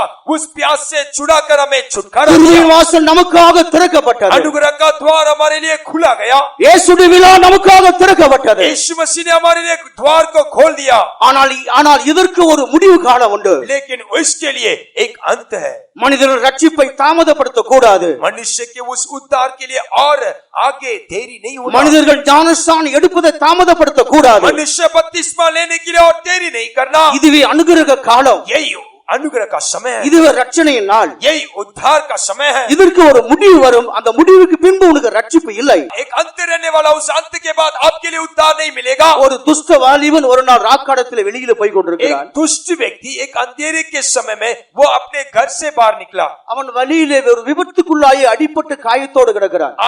उस अपने यात्रा में वो एक दुर्घटनाग्रस्त हो गया और घायल होकर वो सड़क के कोने में वो पड़ा है। அந்த வழியாக ஒரு இரக்கமுள்ள நபர் வருகிறார். उस समय एक दया दिखाने वाले एक पुरुष वहां से वो गुजर रहा था। அவன் காயப்பட்டிருக்கிறதை கண்டு வாகனத்தை நிறுத்தி அவனண்டே போய் அவனை பார்த்து தூக்கி எடுக்கிறார். उसका घायल अवस्था को देखकर इसके ऊपर दया आया और ये मनुष्य उसके पास गया, उसकी पट्टी को बांधकर उसको सहायता किया। தன் சொந்த வாகனத்திலே அவனை கொண்டு போய் அவனுக்கு ட்ரீட்மெண்ட் பண்ணி அவனுக்கு உயிர் கொடுக்கிறார். उसने अपने वाहन में उसको ले गया और उसके लिए पूरे सहायता करके उसको जीवन दिया। இருவரும் ஒருவரை விட்டு ஒருவர் பிரிந்து போய் விடுகிறார்கள். दोनों अपने एक दूसरे से संबंध से टूट गए और वे अलग हो गए। அவனை கொண்டு காப்பாற்றுவது யார் என்றால் ஒரு அருமையான ஒரு நீதிபதி. அவன் उसको उद्धार किया हुआ एक व्यक्ति या उसको सहायता किया व्यक्ति वो एक न्यायाधीश थे, ஒரு இரக்கமுள்ள ஒரு நீதிபதி. वो दयालु न्यायाधीश। ஆனால் இந்த வாலிபன் சில காலமா இருந்து அந்த நன்மையை மறந்து வாழ்ந்து கொண்டே வருகிறார். थोड़ा समय तक वो रहा और वो भलाई को वो भूल बैठा और आगे अपने जीवन का दौरा आगे बिताता गया। இவன் நன்மையை மறந்து போய் திரும்பவும் தன்னுடைய ஜீவியத்தில் துச்சர்களோடு சேர்ந்து ஜீவிக்க ஆரம்பிக்கிறார். वो अपने भलाई को अपने जीवन में भूल गया, आगे वो अपने साथियों के साथ जीवन बिताने लगा। துஷ்டரோடு சேர்ந்து இவன் கொடூரமுள்ளவனா ஜீவிக்கிறார். दुष्टों के साथ मिलकर दुष्टता अपने जीवन में बढ़ाता गया। ஒரு நாள் ஒரு துஷ்டத்தனத்து நிமித்தம் ஒருவரை கொலை செய்கிறார். एक दुष्ट काम के कारण एक दिन उसने प्रत्येक एक व्यक्ति को घात कर दिया। அவன் பிடிபடுகிறான். वो खून करने के बाद वो पकड़वाया गया। பிடிப்பட்டு அவன் சிறையில் அடைக்கப்பட்டு கடைசியாக தீர்ப்பு கொடுக்கிற ஒரு நாளுக்கு அவன் கொண்டு வரப்படுகிறான். वो पकड़वाया जाने के बाद उसको जेल में डाल दिया गया। एक दिन वो न्यायालय में न्यायाधीश के सामने उसको लाया गया।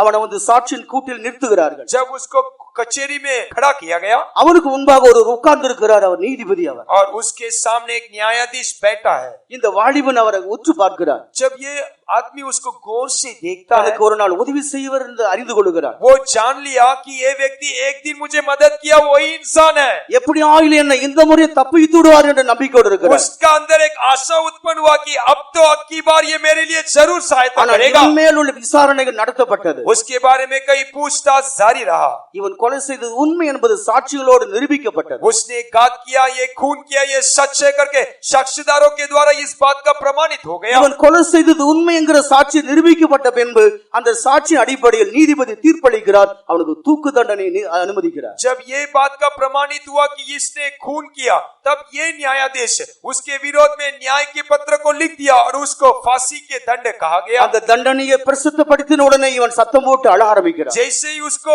न्याय दिया गया, तुरंत वो चिल्ला उठा और बोल उठा, ஐயா நீங்கதான் ஒரு நாள் என்ன தப்புவித்தீர்கள். उसने इसे देखकर कहा, भाई एक दिन तूने तो मेरे प्राण को बचाया। நான் மரணத்தோடு போராடும்போது நீர் அல்லவா நீங்கள் தான் என்ன வந்து ரட்சித்தீர்கள். जब मैं मौत के साथ लड़ाई कर रहा था तो आपने ही तो मेरे प्राण में அன்றைக்கே நான் जीवन மரிக்க दिया। வேண்டும், நீர் எனக்கு ஜீவனை கொடுத்தீர். उस दिन मैं मरने वाला था, आपने मुझे जीवन दिया। இதோ இந்த சந்தர்ப்பத்திலே என்ன தப்பிக்க வேண்டும். क्या इस समय में आप मुझे कैसे भी मदद करना அவனே चाहिए। கதறி கத்தி அழுகிறான். उसने गिड़गिड़ाते हुए चिल्लाते हुए पुकारने लगा। நீதிபதியானவர் அழுது கொண்டு மெதுவாக ஒரு வார்த்தை சொல்லுகிறார். न्यायाधीश आंसुओं के साथ उसने धीमी आवाज में एक बात को बोला, மகனே நான் உனக்கு அன்றைக்கு ரட்சகராக இருந்தேன். बेटा उस दिन मैं तेरे लिए उद्धार करता सहायक நான் करने वाला ரட்சகராக था। இருந்து ஏற்ற வேளையில் உன்னை ரட்சித்தேன். मैं सहायक होकर तुझे नियुक्त समय तेरे प्राण को मैंने उस दिन ஆனால் बचाया, நீயோ உன்னை மாற்றிக்கொள்ளவில்லை. लेकिन तूने तो अपने जीवन को உன் नहीं கிரியைகளை बदला, மாற்றிக்கொள்ளவில்லை. तूने तो अपने कामों से உன் नहीं ஜீவிதத்தை चूका, மாற்றிக்கொள்ளவில்லை. तूने अपने आदतों से नहीं நீ बदला, நன்மை பெற்றாய், தீமை செய்திருக்கிறாய். तूने भलाई को प्राप्त किया, लेकिन तूने बुराई काम நீ किया। செய்த தவறுக்கு நான் உனக்கு தண்டனை கொடுப்பதுதான் என்னுடைய நீதி. तेरे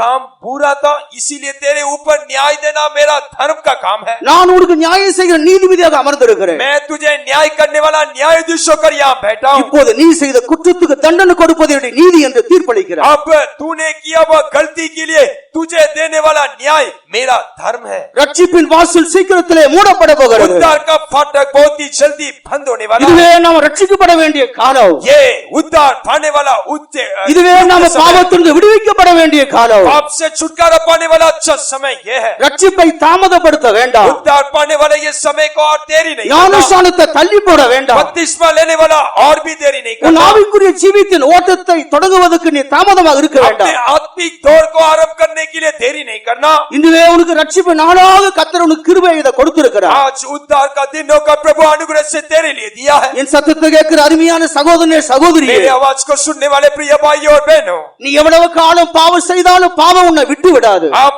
और अधिक पाप करने से भी वो पाप आपको कदापि नहीं அந்த छोड़ेगा। பாவமானது உன்னோடு நீ பாவம் செய்யாதே என்று சொல்ல முடியாது. वो पाप आपको देकर आगे तू पाप नहीं करना करके कदापि नहीं எவ்வளவு करेगा। காலம் நீ வாழ்ந்தாலும் மீண்டும் மீண்டும் அந்த பாவம் உன்னை தூண்டிக் கொண்டே இருக்கும். और कितना भी आपका जीवन ये संसार में रहने से वो पाप आपको उसकाता ही रहेगा। உனக்காக பிளக்கப்பட்டிருக்கிற ஊற்றை நோக்கி பார். आपके लिए बढ़ने वाला वो सोता की ओर आप आंख उठाइए। உன் பாவங்களுக்காக குத்தப்பட்டிருக்கிற இயேசு நிலாவை நோக்கி பார். आपके पाप के लिए वो घायल किया हुआ यीशु मसीह की ओर आप देखिए। அந்த விழாவிலிருந்து கிருபையும் இரக்கம் புறப்பட்டு வந்து கொண்டே இருக்கிறது. उस पंजर से वो अनुग्रह और वो दया आपके लिए बह रहा है। அந்த ரத்தத்தில் ஒரு துளி உன்மேல் பட்டால் நீ குணமாய் விடுவாய். उस लहू का एक बूंद आपके ऊपर लगने पर आप पूरी तरह से चंगा हो அந்த जाएंगे। ரத்தம் சூடு மாறி உறைந்து குளிர்ந்து போகவில்லை. वो लहू आज वो पूरी तरह से नहीं सूखा है। இயேசுவின் ரத்தம் இப்போது சிந்தப்பட்ட ரத்தம் போலவே வெதுவெதுப்பாய் இருக்கிறது. आज भी वो लहू ताजा होकर आपके लिए भाग हो रहा है। அந்த ரத்தத்திலே ஜீவன் இருக்கிறது. वो लहू में आज जीवन है। அந்த ரத்தத்திலே மன்னிப்பு இருக்கிறது. वो लहू में आज क्षमा है। அந்த ரத்தம் நன்மையானவளை பேசுகிறது. वो लहू आपके लिए भला बात को बोलता है। பொதுவாகவே ரத்தத்துக்கு ஒரு தன்மை உண்டு. वो लहू में एक गुण पाया जाता है। இந்த பூமியில் சிந்தப்படுகிற எந்த ரத்தமும் தேவனை நோக்கி கூப்பிடுகிறது. आज इस संसार में पाए हुआ हर एक लहू स्वर्ग की ओर देखकर पुकारता है। ஒரு மனிதன் ஒருவனால் அவன் அடிக்கப்பட்டு ரத்த சிந்தி அவன் கொல்லப்பட்டால் यदि एक मनुष्य एक व्यक्ति को खून करता है और उसका लहू इस पृथ्वी में बहता है, அங்கு விழுகிற ரத்தம் தேவனை நோக்கி கூப்பிடுகிறது. वो बहा हुआ वो लहू परमेश्वर की ओर देखकर वो चिल्लाता है, அந்த पुकारता है। ரத்தத்தின் சத்தம் எவ்விதமாக இருக்கிறது? वो लहू का आवाज कैसा है? ஆண்டவரே எனக்காக என்னுடைய ரத்தத்தை சிந்தின மனிதனை நீ பழி வாங்க வேண்டும். प्रभु मेरे लिए मेरे खून को बहाए उस व्यक्ति को देखकर तू बदला लेना चाहिए. இயேசுடைய ரத்தம் அப்படிப்பட்டது அல்ல. लेकिन यीशु मसीह का लहू वैसा नहीं. அது நன்மையானவளை பேசுகிற वो ரத்தம். भले बातों को बोलने वाला लहू है. பிதாவே இவளுக்கு மன்னியும் என்று சொல்லுகிற हे ரத்தம். पिता इनको क्षमा कर करके पुकारने वाला அந்த लहू है. ரத்தமே நமக்குள்ளே ஓட வேண்டும். वो लहू हमारे भीतर बहना चाहिए. பிதாவை போல நாம மன்னிக்குள்ளாய் மாற்றப்பட முடியாது. पिता के समान हम क्षमा करने वाले होकर हम बदलना है. குமாரனை போல மன்னிக்கிற சுபாவத்தை பெற்றுக் கொண்டவர்களாக पुत्र के समान क्षमा करने वाले होकर हमारे जीवन நம்முடைய बदलना है. பாவ மன்னிப்பின் நிச்சயத்தோடு கூட இந்த இடத்தோட்டு கடந்து போக வேண்டும். पाप के क्षमा के निश्चय के साथ इस जगत से हमें लौटना होगा. ஏற்கனவே உடைய பாவங்கள் மன்னிக்கப்பட்டிருந்தாலும் पहले से हमारा पाप क्षमा होने के बावजूद भी கடந்த காலத்தில் உண்டான சூழ்நிலை நிமித்தம் ஒருவேளை உடைய ரட்சிப்பை நீ நஷ்டப்படுத்தி இருக்கலாம். बीते हुए दिनों में हमारे जीवन में आए हुए कई बातों के कारण शायद हमारे उद्धार को हम खो बैठे உன் होंगे. ரட்சிப்பை மறந்து பாவத்துக்கு நீ இடம் கொடுத்திருக்கலாம். हमारे उद्धार को भूलकर हमारे जीवन में हमने पाप के लिए जगह நீ दिया அவரை होगा. நோக்கி பார்ப்பாயானா, यदि आप उसकी ओर देखने पर கல்வாரியை நோக்கி பார்ப்பாயானா, उस कलवरी की ओर आप नजर கல்வாரியில் डालें, வடிந்த ரத்தத்தை நோக்கி பார்ப்பாயானா, उस कलवरी में भाव लहू को देखने உனக்காக से சிந்தப்பட்ட ரத்தத்தை நோக்கி பார்ப்பாயானா, आपके लिए भाव वो लहू को देखने அந்த से ரத்தம் போதுனோடு பேசுகிறது. वो लहू आपको देखकर बोलता है, நான் உனக்காக சிந்தப்பட்டேன், मैं आपके लिए अपना लहू को நான் बहाया, உனக்காக பூமியில சிந்தப்பட்டிருக்கிறேன், मैं आपके लिए इस पृथ्वी में अपने लहू को உன் बहाया, பாவங்களுக்காக சிந்தப்பட்டிருக்கிறேன், आपके पापों के लिए உன் अपने लहू को சாபங்களுக்காக बहाया, சிந்தப்பட்டிருக்கிறேன், अपने शाप को मिले अपने உன் लहू को बहाया, வியாதிகளுக்காக சிந்தப்பட்டிருக்கிறேன். मेरे बीमारियों के लिए मैं अपने लहू को அந்த बहाया. ரத்தம் நம்ம மேல் படுமானால், वो लहू हमारे ऊपर आने से, அந்த ரத்தத்தின் துளிகள் நம்ம மேல் விழுமானால், वो लहू के बूंद हमारे शरीर में நம்முடைய आने से, வியாதி நம்ம விட்டு போய்விடும். हमारे शरीर की बीमारी हमें அந்த छोड़कर जाएगी. கழுவுல நாம் சுகத்தை பெற முடியும். हम इसी क्षण में चंगाई को प्राप्त இயேசு करेंगे. நம்முடைய மத்தியில உலாவிக் கொண்டிருக்கிறார். हमारे यीशु मसीह हमारे बीच में चल அந்த फिरा है. கல்வாரி நம்முடைய மத்தியில கிரியை செய்கிறது. कलवरी हमारे बीच में चल அந்த फिरा है. ரத்தம் நம்ம மேல் தெளிக்கப்படுகிறது. वो लहू हमारे बीच में छिड़का அந்த जाए. ரத்தத்தின் வல்லமை நம்மளை கிரியை वो செய்யட்டும். लहू का सामर्थ हमारे भीतर அந்த कार्य ரத்தத்தை करने दे. விசுவாசிப்போமாக. वो लहू का विश्वास அந்த करेंगे. ரத்தத்துக்கு ஒப்பு கொடுப்போமாக. वो लहू के लिए हम अपने जीवन को समर्पण நமக்கு करेंगे. உதவி செய்வாராக. प्रभु हमें मदद करेगा. गरीब आदमी का रूपदार के राजा यीशु तेरे पास खड़ा है.